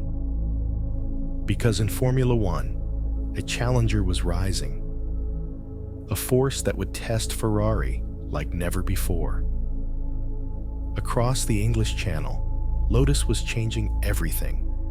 The 1970s had arrived, and with it, a new era of Formula One. Colin Chapman, the mastermind behind Lotus, was pushing the boundaries of what a race car could be. He wasn't building machines, he was reinventing them. Lighter, faster, smarter. While Ferrari relied on raw power, Lotus was mastering aerodynamics.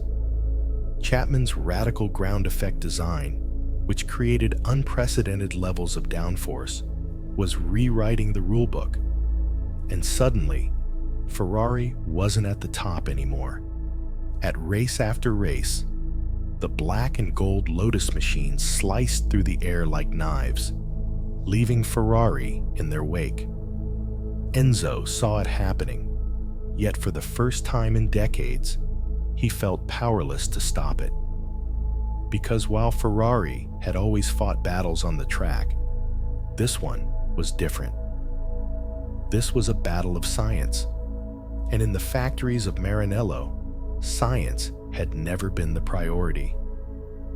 If Ferrari wanted to survive, it needed to evolve. But the question loomed over Maranello like a storm cloud. Could Ferrari change without losing its soul? Ferrari was bleeding. Not in the way that made headlines, not in spectacular crashes or shocking failures, but in something more dangerous: irrelevance. In the early 1970s, Lotus wasn't just beating Ferrari, it was redefining the sport. Colin Chapman had discovered something Ferrari had never even considered: that a car wasn't simply about power or balance, but how the air itself could be manipulated, controlled, and weaponized. Ground effect aerodynamics changed everything. Lotus's cars stuck to the track like they had invisible claws, using the very force that slowed others down to pull themselves forward. Ferrari, trapped in its old ways, fell behind. At the circuits, the humiliation was unbearable. Mechanics in red scrambled in the garages, making desperate adjustments that wouldn't matter. Engineers pored over blueprints, looking for answers that weren't there. And Enzo watched in silence. He despised aerodynamics. To him, a race car was a machine of power and precision, controlled by the will of the driver, not something that bent to the laws of physics like a fragile experiment.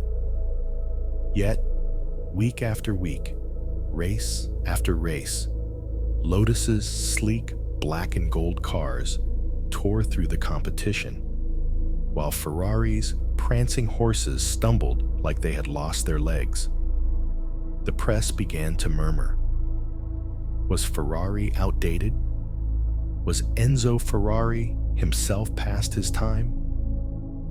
Whispers turned into bold headlines, and for the first time in decades, Ferrari was being left behind. But the old man wasn't done fighting. Enzo Ferrari was not the type to adapt. He was the type to destroy and rebuild, and that's exactly what he did. By 1974, Ferrari's Formula One team was in crisis. But there was one glimmer of hope: a new driver. His name was Niki Lauda. The Austrian wasn't a wild showman like so many others. He was methodical, precise, cold-blooded. He studied cars like an engineer. He calculated every movement, every risk, every adjustment. He didn't just drive. He dissected the machine beneath him. And that's what Ferrari needed. Lauda's relentless approach pushed the team into the modern era. He worked with the engineers, drilled them like a commander, demanded perfection. Every bolt, every screw, every aerodynamic flaw, it all had to be corrected. The result? The Ferrari 312T. A machine designed for one purpose: to take back Ferrari's throne. It wasn't sleek like the Lotus. It wasn't experimental. It was pure Ferrari, powerful, controlled, and engineered with brutal efficiency. In 1975, the world watched as Ferrari rose from the ashes. Lauda dominated. The 312T roared across finish lines, its flat 12 engine screaming like a beast reborn. Victory after victory, podium after podium, Ferrari was back. And as Lauda crossed the line at Monza, securing Ferrari's first championship in over a decade, the Tifosi erupted. Maranello had returned to its rightful place, but the fight for dominance had only begun. Ferrari was back, but the throne was never safe. In 1976, Niki Lauda returned as reigning world champion, carrying Ferrari's hopes on his shoulders. The 312T was a masterpiece. Its flat 12 engine delivering the raw power Enzo demanded, while finally embracing the aerodynamic advancements he once dismissed. But Formula One was no longer just a test of engineering. It had become a battlefield of personalities, and across the garage stood an enemy unlike any Ferrari had ever faced. James Hunt. Where Lauda was disciplined, Hunt was reckless. Where Lauda was calculated, Hunt was chaos itself. He was everything Enzo hated in a driver: a playboy, a party animal, a man who drove on instinct and arrogance rather than precision and control. Yet on the track, Hunt was dangerous. His McLaren wasn't superior to Ferrari's 312T, but Hunt had something that numbers couldn't measure: fearlessness. The 1976 season ignited into one of the greatest rivalries in motorsport history. Race after race, Lauda and Hunt clashed.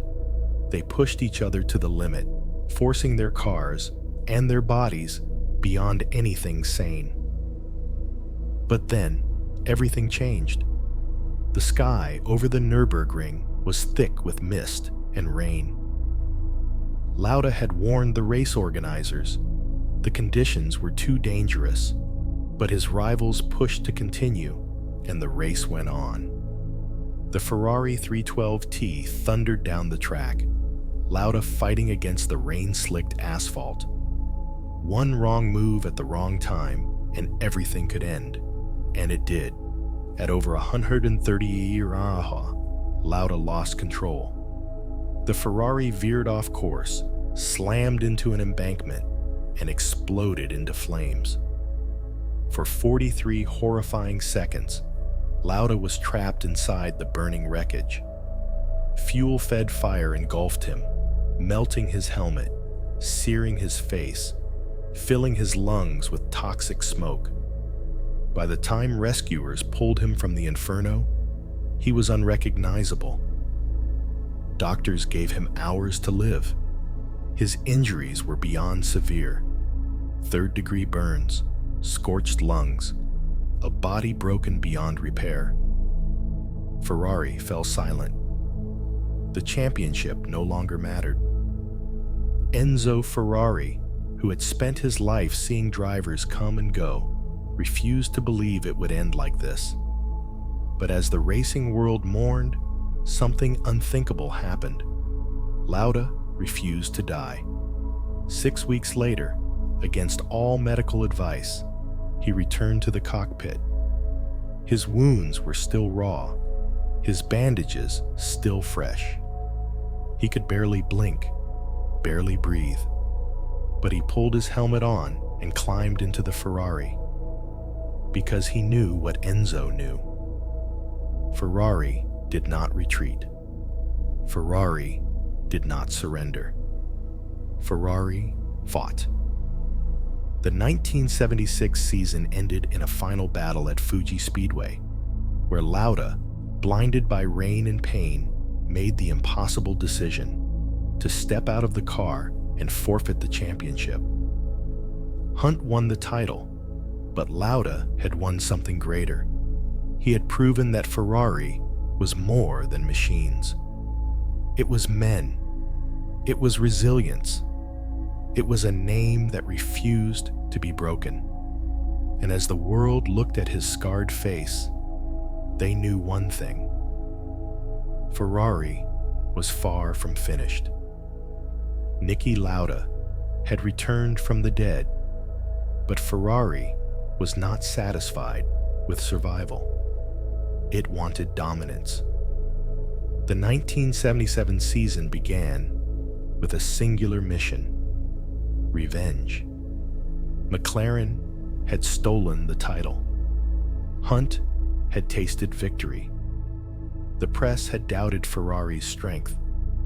But now, Lauda was back, and he was done playing games. The pain never left him. His face, his hands, his lungs, every breath was a reminder of Nürburgring. Yet none of it mattered once he was in the cockpit.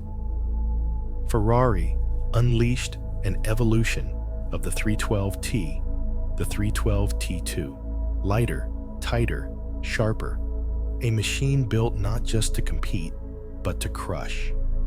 Lauda attacked the season like a man possessed. He wasn't flamboyant like Hunt. He wasn't reckless. He was methodical, brutal, unstoppable. Victory after victory, podium after podium. The championship lead grew, and by the time the season neared its end, Lauda's advantage was so massive, no one could catch him. With 2 races to go, Ferrari stood at the edge of triumph. The title was theirs.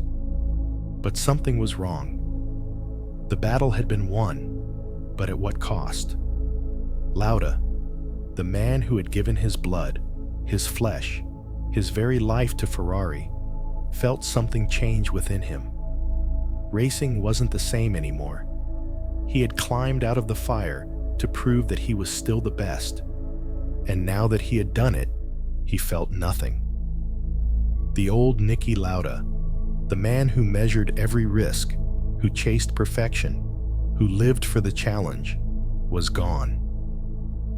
And so, in the final moments of the season, he made a decision that sent shockwaves through Maranello. He walked away. Ferrari had given him everything, but it had also taken everything. In October 1977, Lauda stood before the team that had rebuilt him, that had given him a second life, and delivered a single, unforgivable sentence. "I am leaving."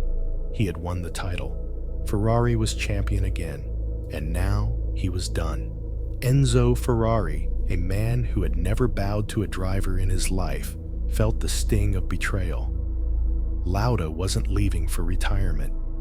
He was leaving for Brabham, for another team, another machine, another world outside the red walls of Maranello. Enzo had always believed that Ferrari was bigger than any one man, but this was different. Ferrari had rebuilt Lauda, body and soul, and now he had turned his back on them. Enzo did not forgive. Lauda's name was erased from Maranello like a stain on the floor. No celebrations, no farewell, no gratitude. To Ferrari, he was no longer part of the legend. But fate has a way of bringing enemies back together. Because Ferrari's greatest challenges were not behind them, they were waiting. In the turbo era, the world of racing was shifting. Engines were no longer judged by their raw size, but by their intelligence. Turbocharging. It wasn't new. Engineers had experimented with forced induction before, but now it was about to tear the sport apart. Ferrari had always relied on brute force. Big, naturally aspirated engines. Loud, powerful. Mechanical masterpieces sculpted in steel and fire. But Formula One was entering an era where power alone was not enough. Renault had lit the match. Their turbocharged car, once laughed at as an unreliable experiment, was now a terrifying weapon. The raw horsepower was unlike anything seen before. Small engines, but with explosive power once the turbos kicked in. The boost surge was violent, unpredictable, and difficult to control. Yet when it worked, the car became a missile. By 1981, Ferrari had no choice. If they did not embrace the turbo revolution, they would be left in the dust. But Enzo Ferrari did not rush into new technology blindly. He watched. He studied. He waited. And when Ferrari finally stepped into the turbocharged world, it wasn't to compete. It was to conquer. Maranello's answer to the turbo war came in the form of something otherworldly: the Ferrari 126C. It was not refined, not graceful, not elegant. It was a monster. Ferrari had always built engines that were works of art, but this was pure savagery. The 1.5-liter V6, strapped with twin KKK turbochargers, produced over 600 horsepower in qualifying trim, a number unheard of at the time. Drivers described it as a bomb with 4 wheels. The acceleration was so brutal, so uncontrollable, that it felt like trying to tame a wild animal mid-stampede. And yet, Ferrari was not afraid. They had built something that could devour straightaways, something that could leave every rival in a haze of tire smoke. But there was a problem. Power meant nothing if you couldn't control it. The 126C was fast, blindingly fast, but it was also deadly. The chassis struggled to handle the turbo's sudden power surges. The handling was unpredictable. One moment, the car was a bullet. The next, it was trying to throw its driver into a wall. It was a machine built for war, and in war, casualties were inevitable. Gilles Villeneuve, Ferrari's star driver, wrestled with the beast like a gladiator. He refused to fear it. He refused to slow down. He knew what Ferrari expected: to drive, no matter the risk, to fight, no matter the odds. But that philosophy was about to cost him everything, because the turbo era wasn't just faster, it was more dangerous than anyone could have imagined. Gilles Villeneuve lived on the edge, and the edge never forgives. Ferrari's 126C was a beast that could not be tamed, but Villeneuve had never been the kind of driver to back down. He fought it, lap after lap, wrestled with its unpredictability, ignored the fear that crept into lesser men's hands. But Ferrari's philosophy was never about playing safe. It was about pushing limits. It was about risking everything. The 1982 season should have been Villeneuve's finest hour. He had given his loyalty to Ferrari, his soul to the Scuderia. He had fought through broken cars, unreliable machinery, and brutal competition, waiting for the day when he would finally stand at the top, a world champion in red. But fate had other plans. At the San Marino Grand Prix, everything began to unravel. Ferrari's team orders were clear. Villeneuve and his teammate, Didier Pironi, were to hold their positions. No fighting, no risks. Bring both cars home safely. Villeneuve, a man of honor, followed the orders, but Pironi did not. On the final laps, as Villeneuve eased his pace, Pironi attacked. The betrayal was swift, brutal, and public. Pironi overtook Villeneuve, stealing victory in front of Ferrari's home crowd. The podium should have been a celebration, but in Villeneuve's eyes, it was war. A Ferrari driver did not betray his teammate, not like this. Not for personal glory. Villeneuve vowed he would never speak to Pironi again, and he never did. 2 weeks later, he was dead. May 8th, 1982, Zolder, Belgium. Villeneuve climbed into his Ferrari for qualifying, still burning with fury. He wasn't driving for pole. He wasn't driving for points. He was driving to destroy Didier Pironi. Lap after lap, he pushed harder, chasing down his teammates' time, refusing to be beaten. Every ounce of betrayal, every ounce of rage, was being funneled into the machine beneath him. The Ferrari 126C2 was already dangerous. The raw, violent power of the turbo engine, the unpredictable handling, it had nearly killed him a dozen times before. But today, he wasn't lifting. He wasn't backing down. And as he roared down the track, he came upon a slower car ahead, Jochen Mass in his march. A split-second decision. Mass moved right, expecting Villeneuve to pass on the left. Villeneuve chose the same side. The Ferrari's front wheel clipped the rear of the march. At 140 mph, the car was launched into the sky. For an agonizing second, time seemed to stop. Then, the Ferrari cartwheeled violently across the track, disintegrating into a storm of metal and fire. Villeneuve was thrown from the wreckage, his body tumbling through the air like a rag doll, before slamming into the fence with sickening force. Silence. Marshals ran toward him, but there was nothing left to save. Gilles Villeneuve, the warrior of Ferrari, was gone. The Scuderia fell into mourning. Enzo Ferrari himself, a man who had seen countless drivers perish, did not speak to anyone that day. His gladiator was dead, and Ferrari would never be the same again.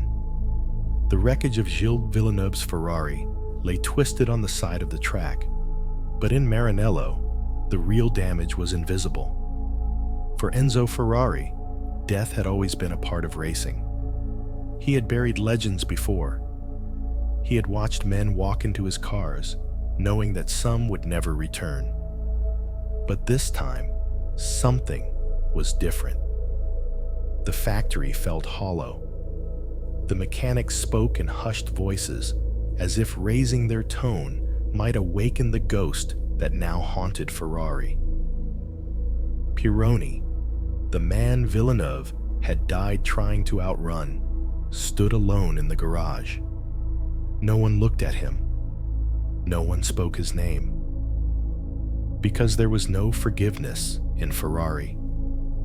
Villeneuve had been more than a driver.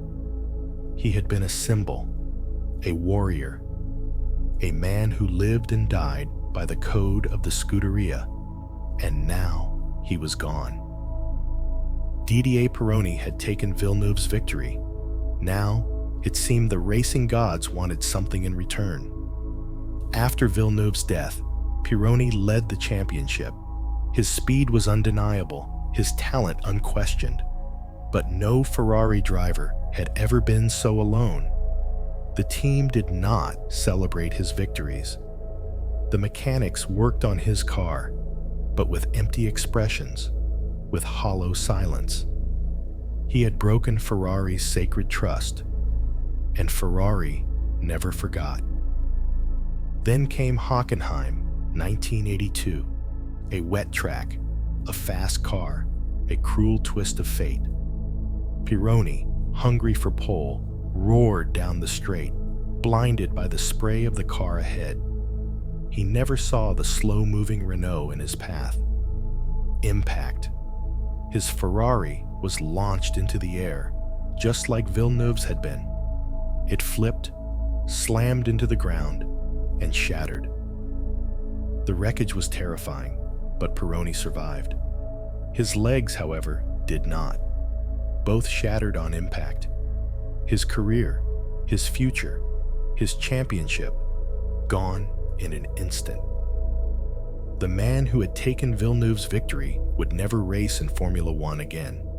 And in Ferrari's halls, no one called it bad luck. Didier Pironi lay in a hospital bed, his legs wrapped in a prison of steel and gauze. The championship he had been destined to win now belonged to someone else. He had fought so hard to be Ferrari's number one, yet now there was no one left to fight. Gilles Villeneuve was dead. Pironi's body was broken. And Ferrari, for the first time in its history, had no warrior to carry its banner. The 1982 season carried on without them. The championship was won by a man in a Williams, a team built on engineering, not passion. Ferrari had the fastest car, the most powerful engine, yet the title slipped through their fingers like sand. It should have been theirs. It should have been Villeneuve's. But fate had rewritten the script. Enzo Ferrari, watching from his office, did not rage. He did not scream, did not curse the gods of racing. He simply sat in silence, because he understood better than anyone. This was the price of speed. Ferrari had always demanded loyalty, sacrifice, blood. Now, it had taken too much. And for the first time in years, Enzo Ferrari wondered if the sport he had built was worth the cost. The empty seat in Ferrari's garage was more than a vacancy. It was a wound that refused to heal.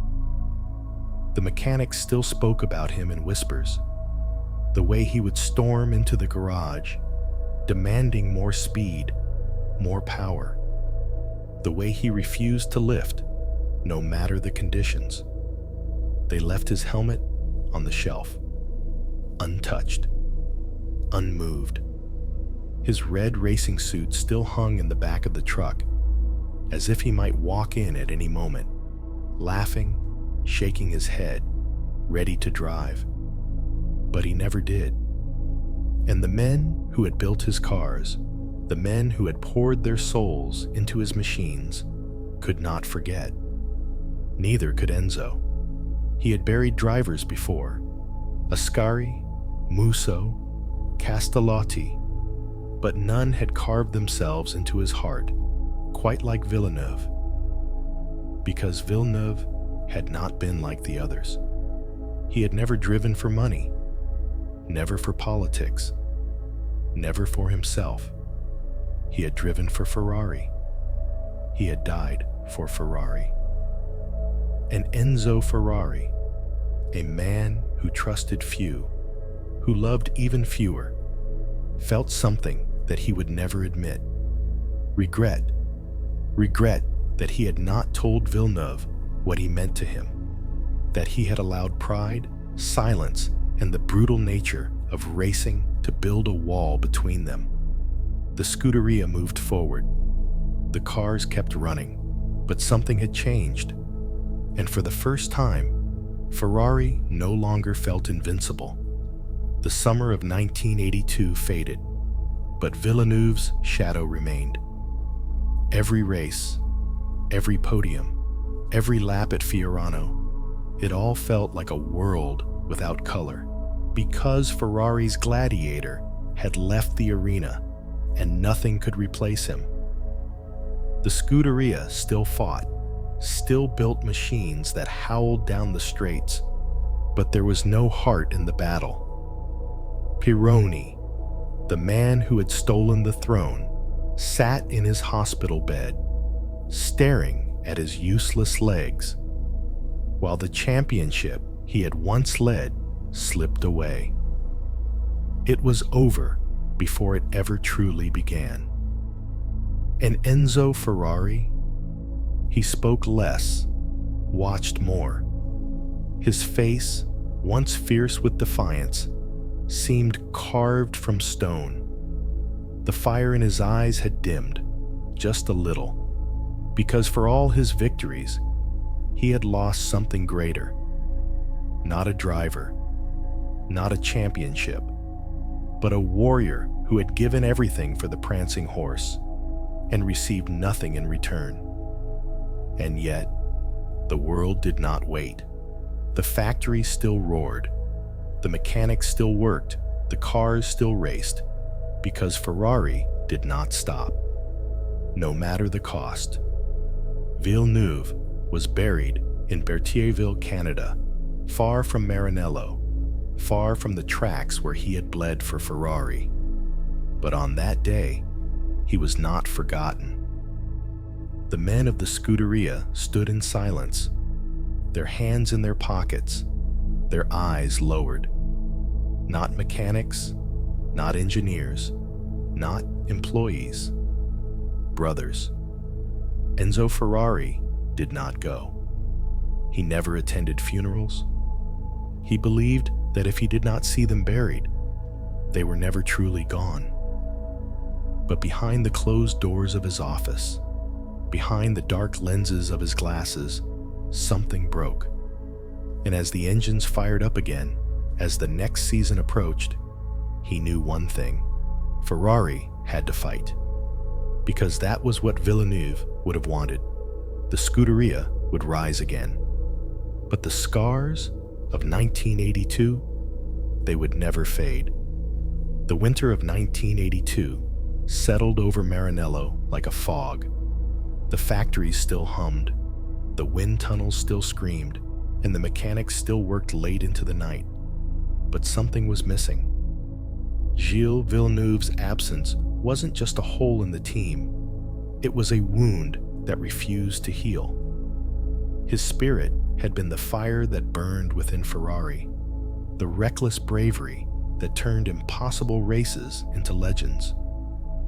Now, that fire was gone. Pironi's crash had only deepened the scars. Two men had fought for Ferrari's throne, and neither had survived the war. But the sport didn't wait for grief. It didn't slow down. It never did. The 1983 season loomed ahead, and the Scuderia had no choice but to rebuild. The engineers buried themselves in the machines, searching for speed in every curve of carbon fiber, every line of aerodynamic calculation.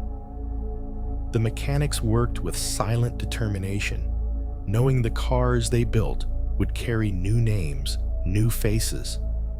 Drivers who would never understand the weight of the legacy they inherited. And Enzo Ferrari, now in his mid-80s, watched it all with a gaze that seemed both present and somewhere far away.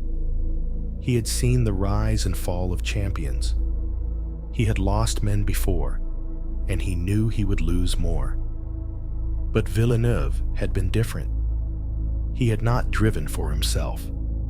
He had driven for the red, and that was something even Enzo could not replace.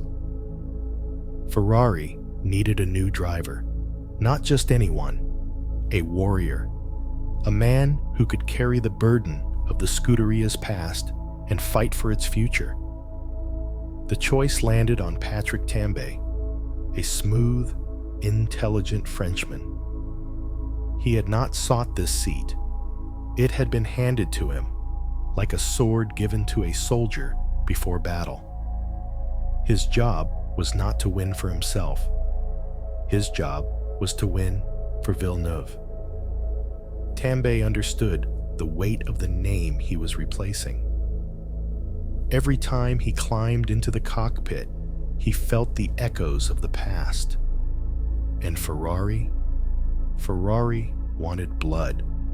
They wanted revenge against fate itself.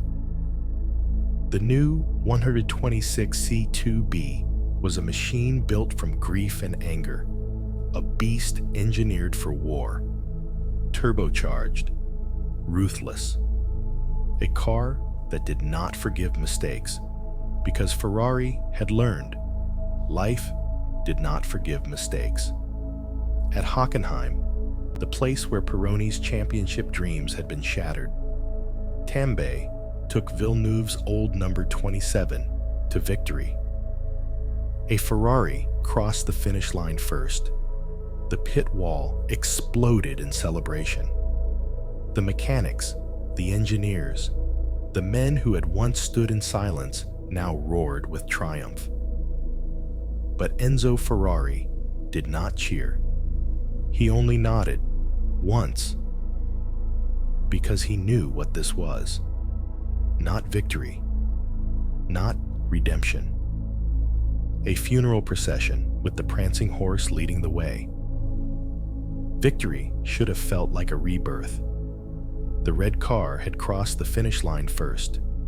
The Scuderia had won. But for those who had been there before, for the men who had worked on Villeneuve's car, who had touched the bodywork that had once carried him into battle, it felt hollow, like speaking a name into an empty room, waiting for an answer that would never come. The number 27 had returned to the top, but the man who had made it immortal was gone. Tambay knew it too. When he stepped out of the car at Hockenheim, the celebration swirled around him, but he was elsewhere. He looked up at the sky, then down at the car that had carried him to victory. "It wasn't me," he whispered. Because how could it be? The number 27 had never belonged to him. Ferrari moved forward.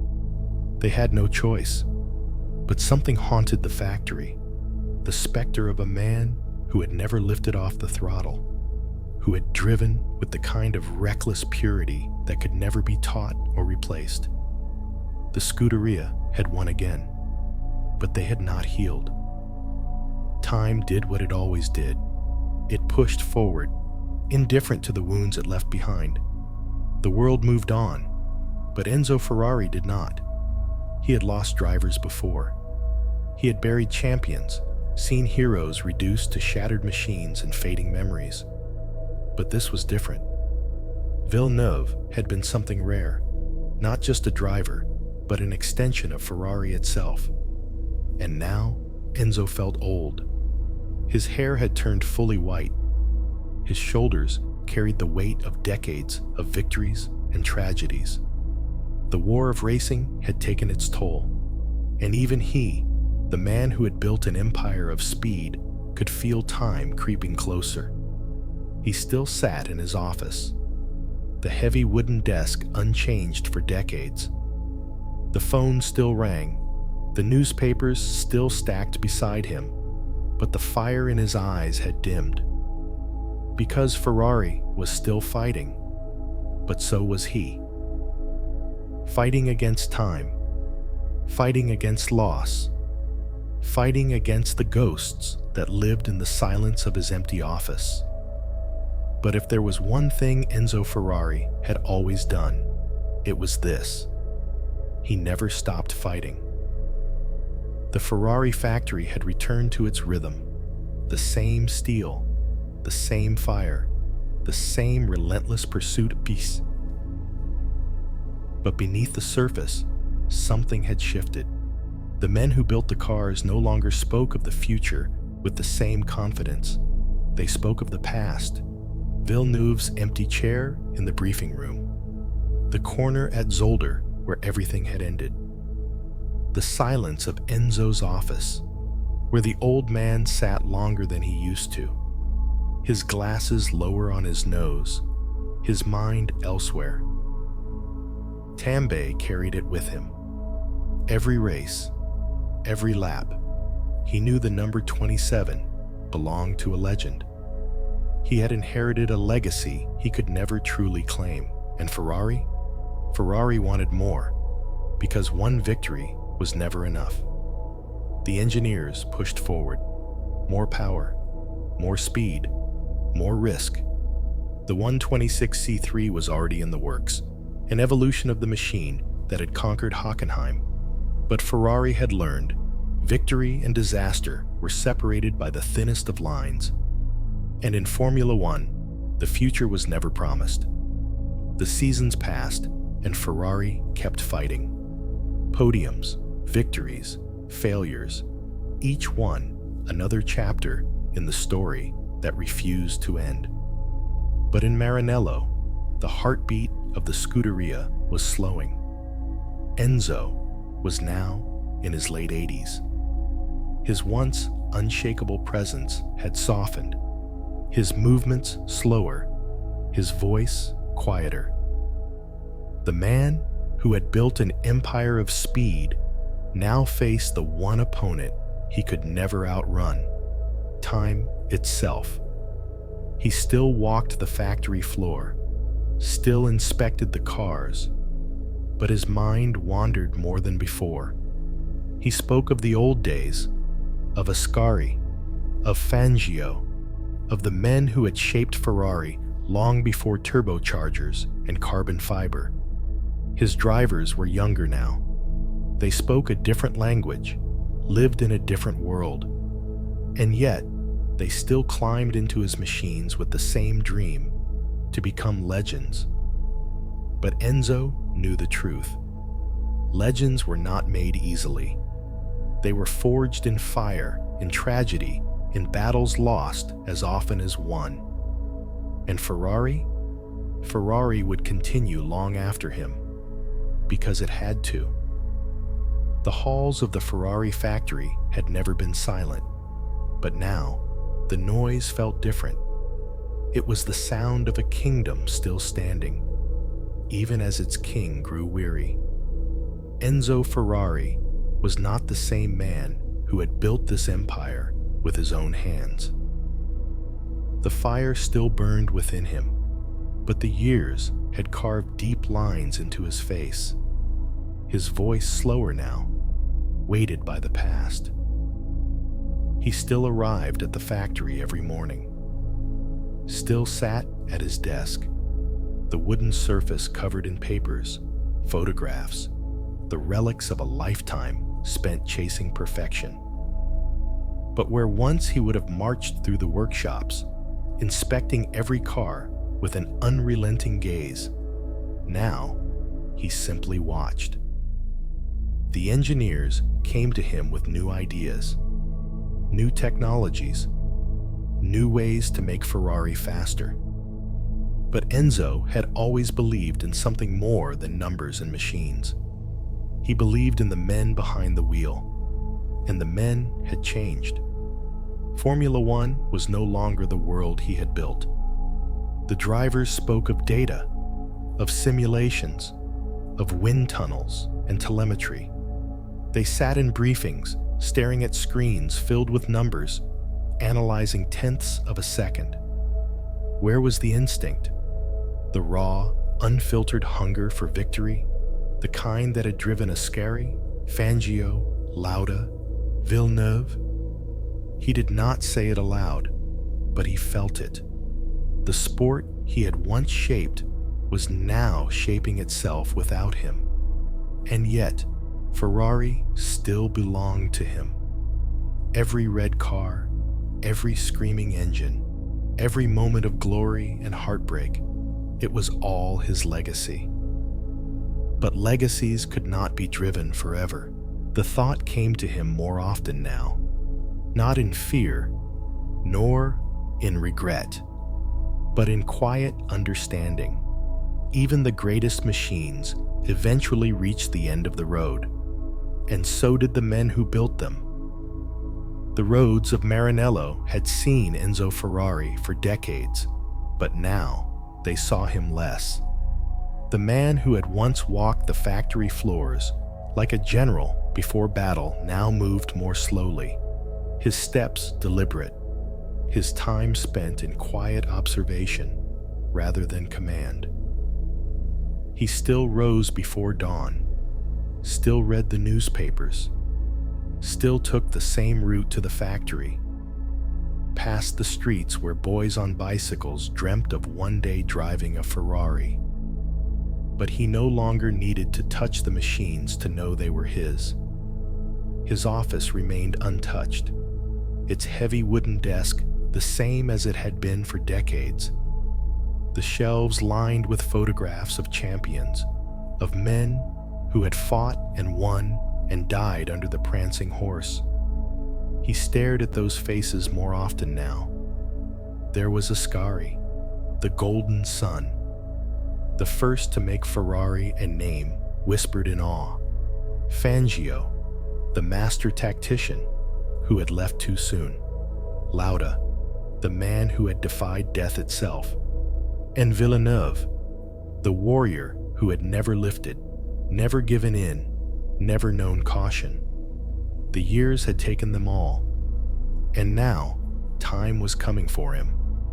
He felt it in the way his body no longer obeyed him the way it once did, in the way his words, once sharp enough to cut through steel, were now met with respectful silence rather than debate. Ferrari had changed. Formula One had changed. The world had changed. But Enzo? He was still the same.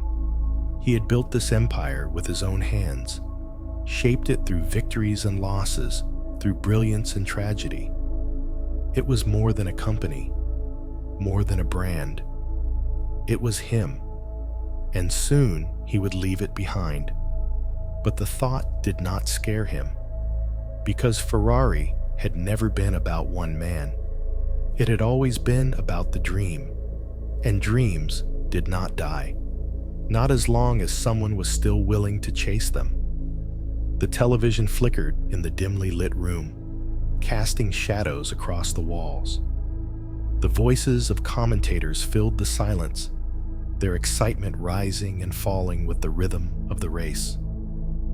The cars screamed down the straight, engines at their absolute limit, their colors blurring into streaks of red, black, and silver. Enzo Ferrari sat in his chair, watching. He no longer attended the races in person, but his presence was still there, woven into every scarlet car that took to the track. He had seen thousands of races in his lifetime, yet this one felt different. The Ferrari team fought as they always had, pushing, chasing, battling for every inch of asphalt. But Enzo was no longer watching with the fire of a man who demanded victory. This time, he watched like a man saying goodbye. He listened to the sound of the engines, the unmistakable wail of power he had spent a lifetime perfecting. He followed the lines the drivers took, the precision of every corner, the mastery of those who had inherited his machines. For years, Ferrari had been his war. Every race a battle, every season a campaign, every failure a wound. But now, as the laps counted down, the fight no longer belonged to him. He had built an empire. Now, it was time for the empire to stand without him. The checkered flag waved. The race was over. Enzo Ferrari turned off the television. He sat in silence, the echo of the engines still ringing in his mind. Somewhere, far from this quiet room, the celebrations had begun. But the man who had started it all was already elsewhere. He closed his eyes. Ferrari would go on. It had to. The gates of the Ferrari factory had never closed. Not for war, not for tragedy, not for defeat. But on August 14th, 1988, Maranello fell silent. Enzo Ferrari was gone. The news spread like wildfire, but for those who had known him, for those who had worked under his unrelenting gaze, it felt like the world had simply stopped. The man who had built Ferrari from nothing, who had defied giants, who had turned his name into legend, had taken his final breath. The men on the factory floor did not speak. They did not need to. The journalists scrambled for headlines. The old man is gone, the end of an era. But for those who had stood beside him, for those who had heard his voice and seen the fire in his eyes, Enzo Ferrari had never been an era. He had been Ferrari itself. The streets of Maranello filled with people, workers, engineers, former drivers, men who had built engines and men who had pushed them beyond their limits. They came not out of obligation, but because they had to. Because Ferrari had always been more than a company. It had been a calling. The funeral was quiet, as Enzo would have wanted. No grand speeches, no theatrics. Just the sound of footsteps, of heavy hearts, of the prancing horse that had lost its master. And yet, something lingered in the air. Grief, yes, but also something else. A promise. Because Ferrari was not built to mourn. It was built to race. And the next race was only weeks away. The air in Maranello carried a strange weight in the days after Enzo's passing. It was not just sorrow, not just the loss of a man. It was the feeling that something unshakable had finally moved. Inside the factory, the hum of machines continued, but there was an unspoken understanding among those who remained. They were no longer just building cars. They were continuing a legacy. The world beyond Ferrari moved quickly. Journalists flooded the headlines with speculation. Was this the end of Ferrari as they knew it? Could the empire survive without its king? But inside those red-bricked walls, there was no doubt. Enzo Ferrari had never been a man who relied on the present. He had always built for the future. Long before his final days, he had prepared for this moment. The leadership was in place. The engineers knew their purpose. The racing team, the lifeblood of Ferrari, had already been given its next machine, and it was fast. The F18788C, Ferrari's latest Formula One car, stood ready in the factory, its sleek body waiting for battle. Designed under Enzo's watchful eye, it carried his vision forward, even though he would never see it race. The world would watch, doubters would whisper, critics would circle. But Ferrari did not build for the doubters. Ferrari built for the race, and the race was coming. The next race was approaching, but Ferrari was racing against something far greater than time. It was racing against doubt. Enzo Ferrari had always been the force behind the team. Without him, the paddock felt different, as if a pillar of the sport had vanished. But his presence was still there, woven into the scarlet fabric of the cars, etched into the determination of the men who built them. His final creation, the F18788C, would have to speak for him now. The team arrived at Monza carrying more than their usual weight. It was no longer about points or podiums. It was about proving that Ferrari was not a name from the past, but a force that would not stop. The Tifosi flooded the circuit, but their cheers carried something new. It was not just passion. It was a farewell, a final salute to the man who had built their dreams. The drivers felt it too. They were not simply driving for themselves, not merely chasing victory. They were carrying a legend's last wish. Engines fired, the ground trembled, the red machines rolled to the grid, but before the lights could go out, a storm was already brewing on the track. McLaren had been dominant all season, nearly untouchable. Ferrari was the underdog, fighting against giants. But legends were never written in easy victories. They were forged in battles where the odds said they should fall, yet they refused. The red lights flickered above the grid, their glow reflected in the polished bodies of the cars below. Engines growled in anticipation, thousands of mechanical horses waiting to be unleashed. The Tifosi packed the grandstands, their flags rippling like a sea of red under the weight of expectation. They had seen Ferrari win here before, but this time, victory meant more than points. It meant defiance. McLaren was untouchable that season, a machine of dominance, a team with an iron grip on Formula One. Senna and Prost had been nearly flawless, Ferrari was not supposed to win. Not against them. Not at Monza. Not in the first race since Enzo's passing. But fate had never listened to probability. The lights went dark, and the race erupted into chaos. The roar of the engines became a deafening wall of sound. Tires screamed, brakes glowed, cars darted into formation as the battle for position began.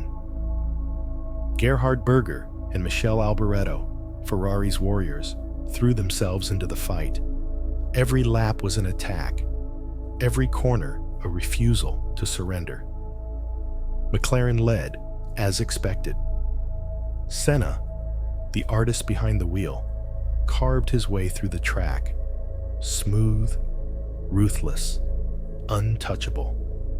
Prost followed, the professor, calculating, waiting for his moment. Ferrari trailed, but not by much. Not enough to be forgotten. The Tifosi did not sit. They stood, they screamed, they willed those red cars forward. Lap after lap, the gap remained until the moment that no one saw coming. Senna, locked in his own battle with backmarkers, miscalculated. A gap that had seemed open suddenly wasn't. The McLaren clipped the other car, and in an instant, it was over. Senna was out. Ferrari had a chance. The crowd erupted. The scarlet cars surged forward. Prost was still there, still dangerous, still fighting. But Monza belonged to Ferrari. The laps wound down. Every turn was a test, every straight a reminder of what was at stake. The checkered flag waved. Gerhard Berger crossed the line first. Alboreto followed. Ferrari had done the impossible. Monza exploded. Tears, cheers, arms raised to the sky. The first race after Enzo's death. A Ferrari 1-2. No script could have written it better. No ending could have been more perfect. But this was not an ending. It was a statement. The celebration at Monza could be heard across Italy. A Ferrari 1-2 at home, in the shadow of Enzo's passing. It was more than victory. It was destiny fulfilling itself. But once the confetti settled and the champagne dried, the real question remained. Was this a tribute, or was Ferrari still a contender? Inside the factory, the answer lay in the silence. Maranello had never been quiet. Engines hummed, metal clashed, voices called across the factory floor. But after Monza, the silence was different. It was not mourning, it was focus. The men in red lab coats worked with a new kind of urgency. They were no longer building cars for a living legend who could walk through the doors at any moment. They were building them for a ghost. Enzo's office remained untouched. His chair, his desk, the scattered notes he had written in his final days, they were all still there. It was as if at any moment he might return, glance over the latest designs, nod once, and tell them to keep pushing. But he wouldn't. The old man was gone. The weight of Ferrari now rested on those he had left behind. The engineers pored over blueprints, searching for the next advantage. The F187-88C had won at Monza, but it was not the future. A new machine had to be built. A car, not for the past, but for what lay ahead. But Ferrari's enemies were not waiting. McLaren was already sharpening its blade. Senna and Prost would return. They would not allow another defeat. The battle for Ferrari's future had only begun. Victory at Monza had silenced the doubters, but within Ferrari's walls, silence had never lasted long. Winning once was not enough. It never had been. The old man had made that clear for decades. Second place was the first loser. A victory today meant nothing if defeat followed tomorrow. But the problem was deeper than just winning. Inside Ferrari, something was shifting. The balance of power, once so firmly held in Enzo's grip, was now being pulled in different directions. Luca di Montezemolo, the man who had helped bring Ferrari its first modern Formula One title in 1975, had returned. He was young, ambitious, and he understood that Ferrari needed more than just passion to survive. It needed order. But he was not the only voice in the room. Piero Ferrari, Enzo's only acknowledged son, had his own vision. He had lived in the shadow of a legend, watched his father build an empire brick by brick, and now that empire was partly his to protect. Yet even they were not in full control. The Agnelli family, the powerful dynasty behind Fiat, had taken a larger stake in Ferrari. With Enzo gone, their influence was growing. Ferrari was still Ferrari, but its destiny was no longer in the hands of a single man. Decisions became debates. Debates became conflicts. Should Ferrari focus on Formula One, the battleground where its name had been made immortal? Or should it turn its eyes toward road cars, where Lamborghini and Porsche were creeping closer to Ferrari's throne? Both sides knew one truth.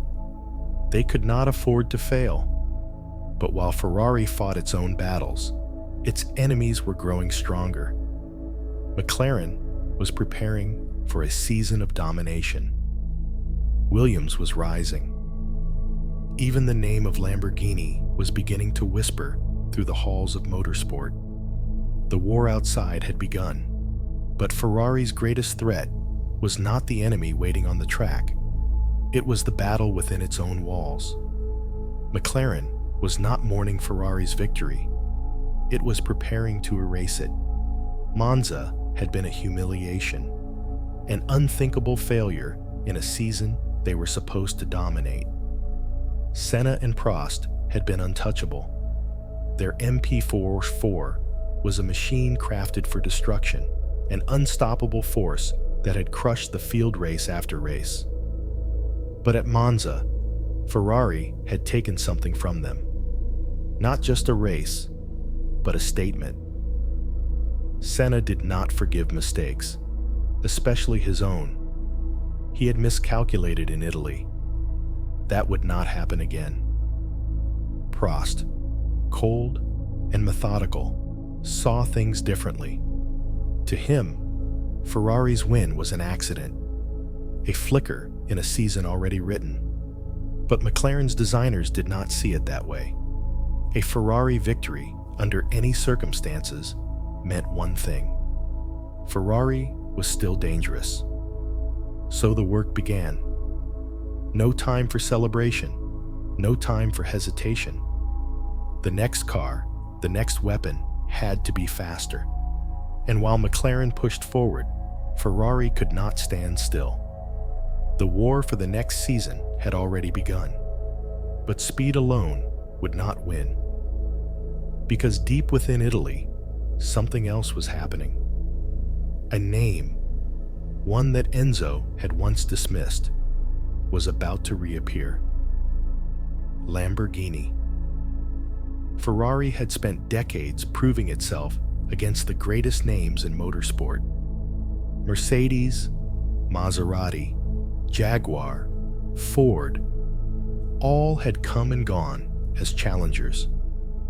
But none had ever lingered as a true rival. Yet, in the distance, a different kind of threat was beginning to rise.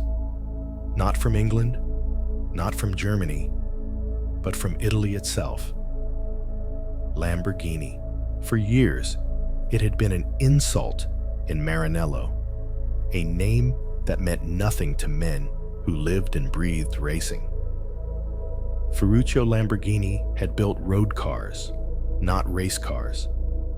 He had created machines for men who wanted to be seen, while Ferrari built machines for men who wanted to win. But something had changed. Lamborghini was no longer content with being a road-going rebel. It wanted more. And the whispers started. Rumors of a Formula One engine, something powerful enough to challenge the best. It would take time. It would take money. But Lamborghini had something Ferrari had never faced before: a hunger to prove Enzo wrong. The old man had dismissed Ferruccio decades ago, called him a mere tractor maker, a man who could build fast cars, but not real ones. Ferruccio had died in 1993, but his company had not forgotten. Neither had the men now carrying the Lamborghini name forward. Their first steps were small: an engine supply deal here, a test project there. But small steps became strides, and soon, Ferrari's engineers could no longer ignore the reality. Lamborghini was coming. And it was not coming as a spectator. It was coming for war. Ferrari's engineers didn't speak of it openly, but the tension was there. Lamborghini had always been a nuisance, a maker of extravagant road cars for men who preferred posing to driving. But now, it was stepping onto sacred ground. Formula One was not for dreamers. It was a battlefield where history swallowed the weak and only the ruthless survived. Yet Lamborghini was undeterred. In quiet workshops, beyond the rolling hills of Sant'Agata, its engineers were crafting something Ferrari had never expected: a Formula One engine carrying the Raging Bull emblem. Money flowed from investors eager to see Ferrari challenged. Designers worked late into the night, refining something that was more than just an engine. It was a statement. Lamborghini would not race under its own name, not yet. It would begin in the shadows, supplying engines to teams willing to take a risk. And in 1989, the first growl of a Lamborghini-powered Formula One car echoed through the paddock. A V12, loud and unrelenting, its sound alone was enough to turn heads. Ferrari took notice, not with words, not with press statements, but with silence. Because if Lamborghini had entered Formula One, it meant only one thing. The fight Ferruccio had started decades ago was not over. It was only beginning. The roar of Lamborghini's V12 was not just noise. It was defiance. Ferruccio had been gone for years, but his presence lingered in every bolt, every cylinder, every note of that engine. Ferrari had dismissed him in the past, but now his company stood at the gates of Formula One, no longer content with being a bystander. In Maranello, Ferrari's response was not immediate. The men who had worked under Enzo knew better than to panic. This was not the first challenger they had faced, nor would it be the last. But something about this felt different. Lamborghini was not an English team, an American effort, or a German powerhouse. It was Italian. It spoke the same language, breathed the same air, and carried the same fire in its heart. That alone made it dangerous. The first Ferrari-Lamborghini battle would not be fought at the front of the grid. Lamborghini's engines were still young, untested under the pressure of true competition. They would struggle, they would break, they would fail. But failure was expected. It was a part of learning. And in the distance, another shift was happening, one that neither Ferrari nor Lamborghini could ignore.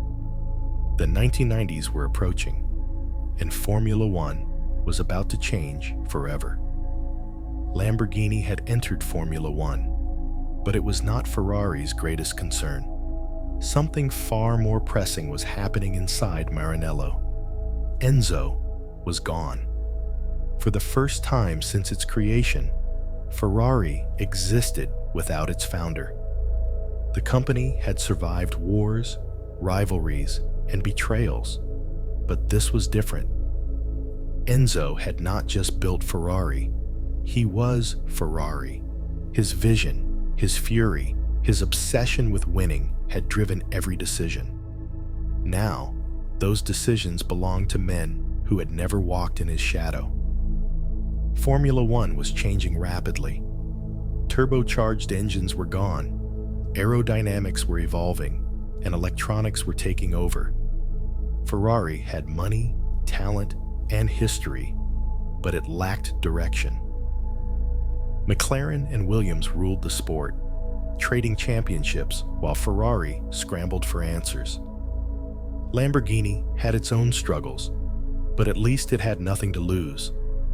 Ferrari, however, had everything to prove.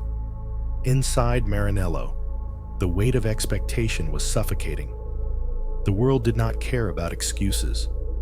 It only cared about one thing: winning. But Ferrari was not winning. It was falling behind. Losing had never been acceptable at Ferrari. For decades, it had been a temporary setback, a problem to be solved, an equation waiting for the right answer. But the 1990s were different. Ferrari was lost. The throne that once belonged to Maranello now belonged to others. McLaren and Williams were untouchable. Ayrton Senna and Alain Prost were carving their legacies, while Ferrari watched from the distance, stuck in a reality that no longer bent to its will. The cars were fast but unreliable. The engines still roared, but they screamed without purpose. Each season ended with disappointment, each winter filled with desperate attempts to catch up. The Tifosi, once unshakable in their faith, felt something unfamiliar creeping in: doubt. Race after race, Ferrari played the role of a spectator in a battle it should have been leading. The Scuderia had become a relic, a monument to what once was. But Ferrari was not meant to fade into history. Even in the darkest years, the fire never died. It only needed someone to bring back the light, and that someone was coming. The factory at Maranello was silent in the early hours, but inside, the engineers worked relentlessly. They had seen failure before, but this was different. This wasn't an off year or a temporary slump. This was humiliation. Ferrari was a name that once struck fear into rivals, but now it was spoken with sympathy. They weren't contenders, they were participants. And in Formula One, there was no glory in participation. But across the paddock, in a different garage, something was happening. A force was rising, clad in red and white, ruthless in its pursuit of perfection. His name was Michael Schumacher. Ferrari had always hired champions, but Schumacher was different. He was not just fast, he was relentless. The man did not accept losing, did not tolerate mediocrity, and did not believe in failure as anything other than a step toward victory. He was the weapon Ferrari needed, but a weapon was useless without the right hands to wield it. Luca di Montezemolo saw this. He had witnessed Ferrari at its peak under Enzo, seen it crumble into chaos, and now he was determined to bring it back. But he knew one truth: Schumacher alone would not be enough. Ferrari needed a revolution. Michael Schumacher walked through the doors of Maranello like a man stepping into legend.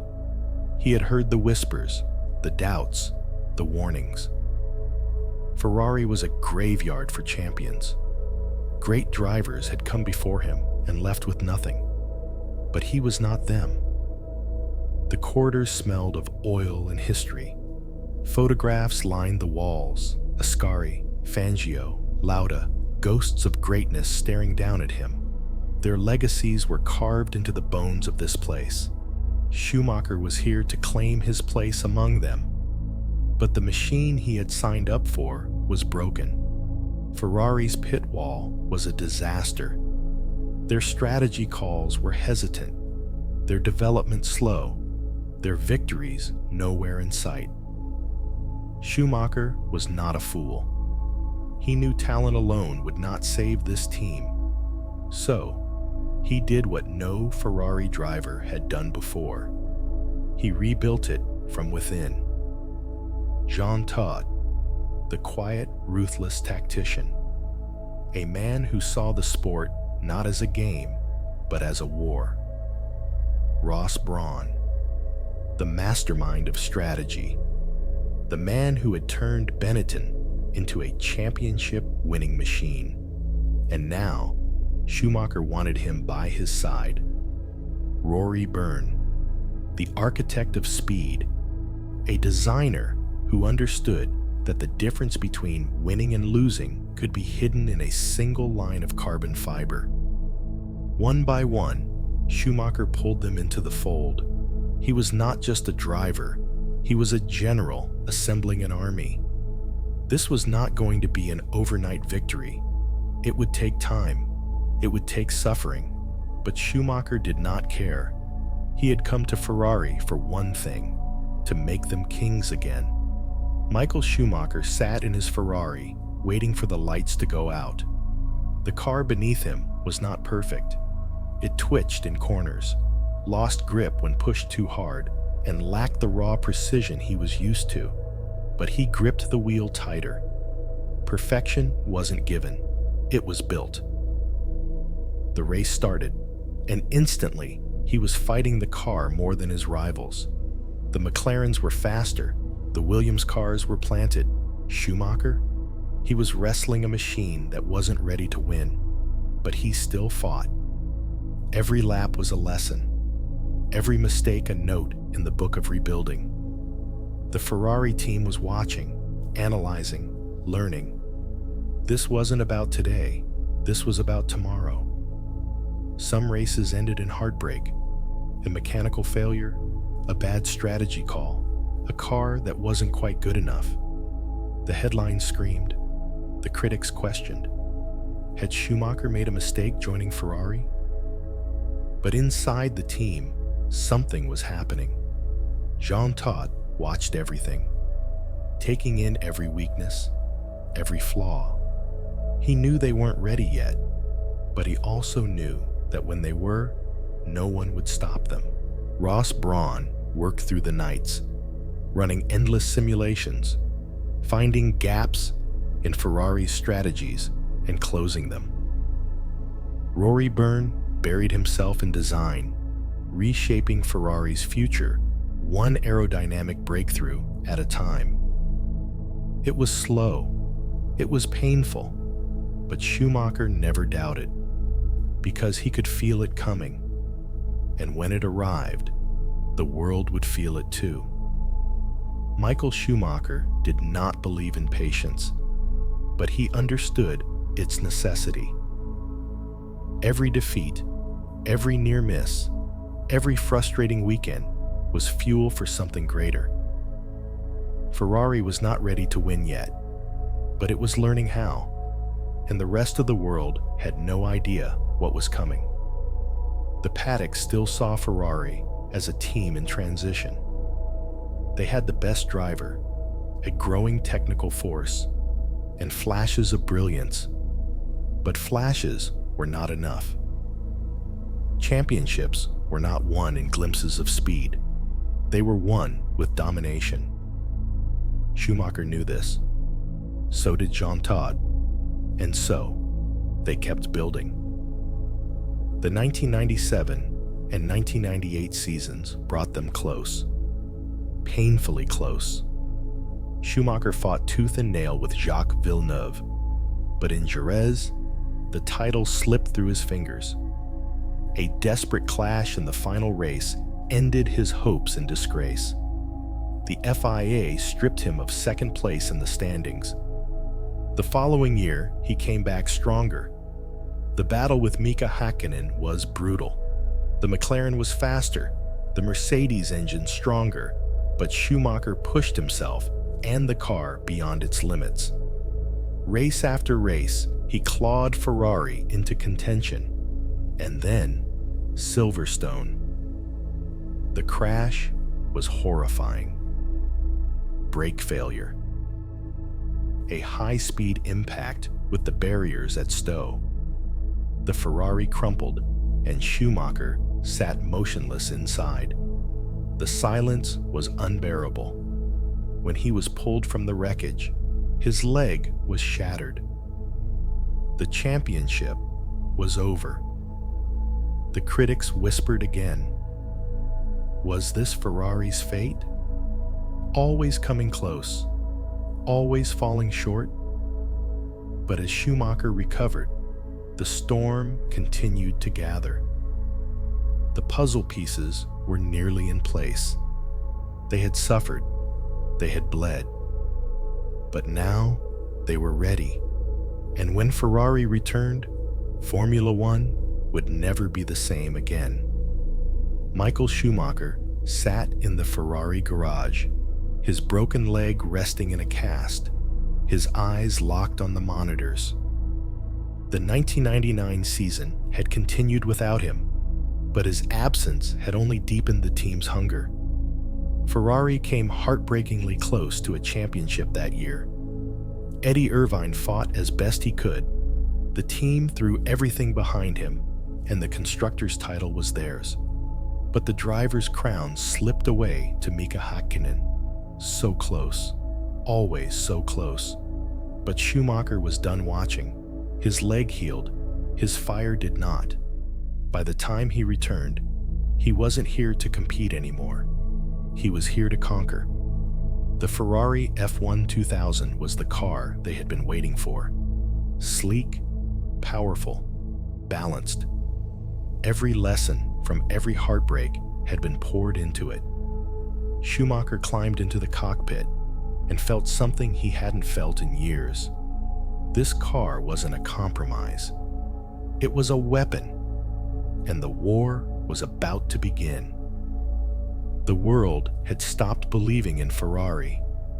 For 21 years, the prancing horse had chased a title that never came. Every season, hope flickered. Every season, it was crushed. Michael Schumacher did not care about history's weight. He cared about rewriting it. The 2000 season began with fire. Schumacher and Ferrari struck first, winning in Australia, Brazil, and San Marino. The paddock had seen strong Ferrari starts before, but something felt different. This wasn't luck. This wasn't a momentary surge. This was war. McLaren fought back. Mika Häkkinen was no stranger to pressure. He clawed back points, matching Schumacher blow for blow. Some races belonged to Ferrari, others to McLaren. The title refused to pick a side. The summer burned with intensity. Each victory felt like a warning shot. Each loss a wound that could not be ignored. Spa-Francorchamps arrived like a storm. Schumacher led. Häkkinen chased. The McLaren was faster, but Schumacher was ruthless. Lap after lap, he shut the door, forcing Häkkinen to rethink every attack.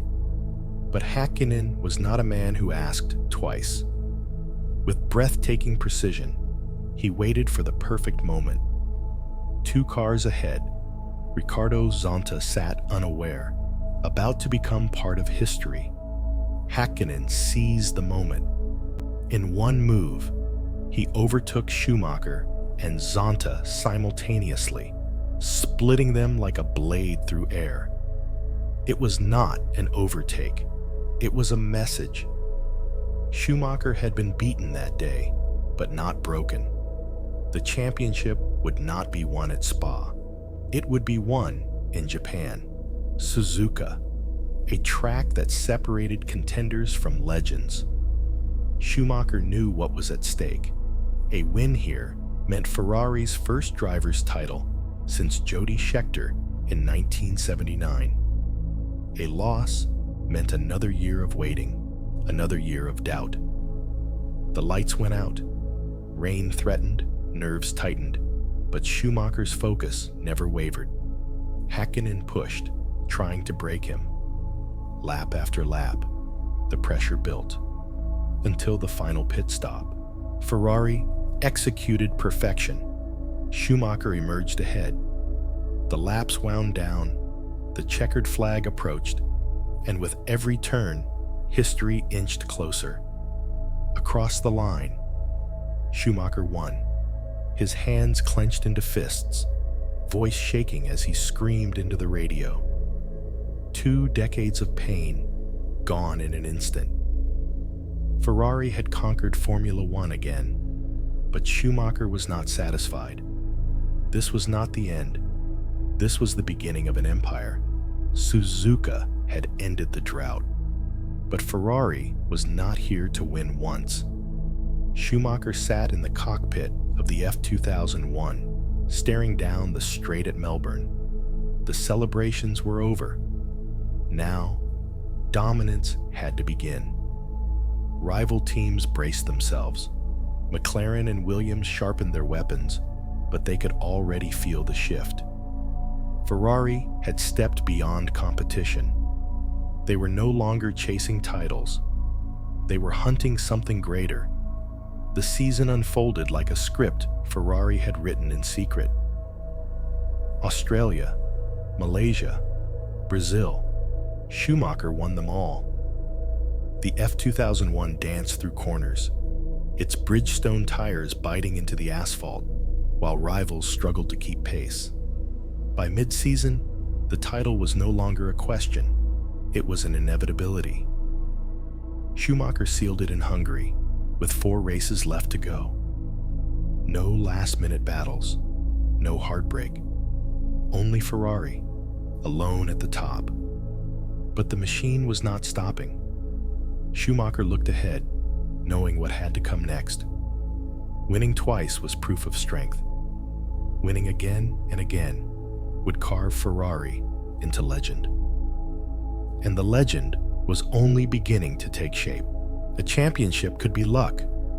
A dynasty could not. Ferrari arrived in 2002 with a machine that seemed unfair. The F2002 was not a car. It was an executioner. Lightweight, aerodynamically flawless, built to obey Schumacher's every command. No one stood a chance. Schumacher won 11 of the first 12 races. He clinched the championship in July, with 6 races still left on the calendar. Formula One had never seen anything like it. By the end of the season, Schumacher had rewritten the sport. Most wins in a season, most podiums, fastest championship in history. Ferrari was untouchable, and it was not over. The F2003 GA arrived, sleeker and deadlier. Schumacher took a 5th title, equaling Juan Manuel Fangio. But Ferrari was not done rewriting history. The F2004 was perfection on wheels. Ferrari crushed the season with 15 wins in 18 races. Schumacher claimed his 7th title. The name Ferrari had become synonymous with absolute power. But power never lasts forever. And Ferrari's reign was about to crack. Domination invites enemies. And in 2005, the empire faced its greatest threat. The rules changed. Tire changes were banned. Ferrari, built for speed, found itself stranded. Renault and Fernando Alonso seized the moment, snatching Ferrari's throne. The dynasty collapsed faster than it had risen. Schumacher fought, but the F2005 refused to obey. By the time Ferrari found its footing, Alonso had already run away with the title. 2006 gave one last battle. Schumacher, in his final season for Ferrari, clawed his way back. Japan arrived with the championship tied. The world braced for war. Lap 37, Schumacher's engine exploded. His career at Ferrari ended with smoke pouring from the car. Alonso won the title. Ferrari was left staring at a future without its greatest driver. But the search for a new king had begun. The void Schumacher left was impossible to fill, but Ferrari had no time to mourn. 2007 brought a new contender, Kimi Räikkönen, the Iceman. McLaren had the faster car. Lewis Hamilton and Alonso stood in Ferrari's way. The title seemed lost, but Ferrari never stopped believing. Brazil, final race. Räikkönen needed a miracle. He got it. As McLaren self-destructed, Räikkönen crossed the line first, winning the title by a single point. Ferrari had survived. But survival was not dominance. And Formula One was about to change again. The Schumacher days were gone, and Ferrari could feel it. 2008 brought heartbreak. Felipe Massa crossed the line in Brazil, believing he was world champion. But 39 seconds later, Hamilton stole it. A single point had broken Ferrari's dream. 2009 was worse. The new aerodynamic regulations crushed Ferrari. They fell to the midfield, watching Braun GP and Red Bull take the spotlight. A new savior was needed. But in 2010, Ferrari found one, Fernando Alonso. Alonso arrived in red and nearly won everything. Ferrari was weaker than Red Bull, but Alonso had something else. Tactics, precision, a will to fight beyond the limits of the car. 2010 ended in heartbreak. Ferrari miscalculated. They pitted too early. Alonso was trapped behind traffic in Abu Dhabi. The title slipped through his fingers. 2012 was another miracle attempt. Alonso dragged a slower Ferrari into contention, but destiny chose Vettel and Red Bull. 2 runner-up finishes, 2 titles nearly stolen, and Ferrari knew something had to change. 2014 arrived with a new world, hybrid engines, electric power, and Ferrari lost in the dark. Mercedes built the future. Ferrari built disappointment. The hybrid engine lacked power, the car lacked speed, and Alonso finally walked away. Years passed. Sebastian Vettel arrived. Hope returned. Ferrari fought Mercedes, but mistakes and misfortune shattered their chances. The silver arrows were untouchable, and Ferrari was drowning. A new face arrived. Charles Leclerc, Ferrari's youngest driver in decades. Fearless, aggressive, built for battle. Monza. Leclerc won in front of the Tifosi. A new hero was born, but the past returned. Ferrari's engine was questioned. The FIA cracked down. Suddenly, the speed was gone. Disaster. Ferrari collapsed to 6th in the standings, the worst season in 40 years. The future seemed lost again, but Ferrari never stays down forever. A glimpse of hope. Ferrari built a contender again. Leclerc led the championship early, but old demons returned. Strategy errors, Mechanical failures. Red Bull's rise. By the end of the season, Ferrari had been beaten again. Yet, something was different. This was no longer a broken team. This was a team sharpening its weapons. The battle was not over. It was only paused. Ferrari has always been more than a team. It is a myth written in gasoline and fire. They have fallen. They have bled. They have been counted out. And yet, they are always there. The road ahead is unknown. A new era is coming. One thing is certain: Ferrari will never stop chasing greatness.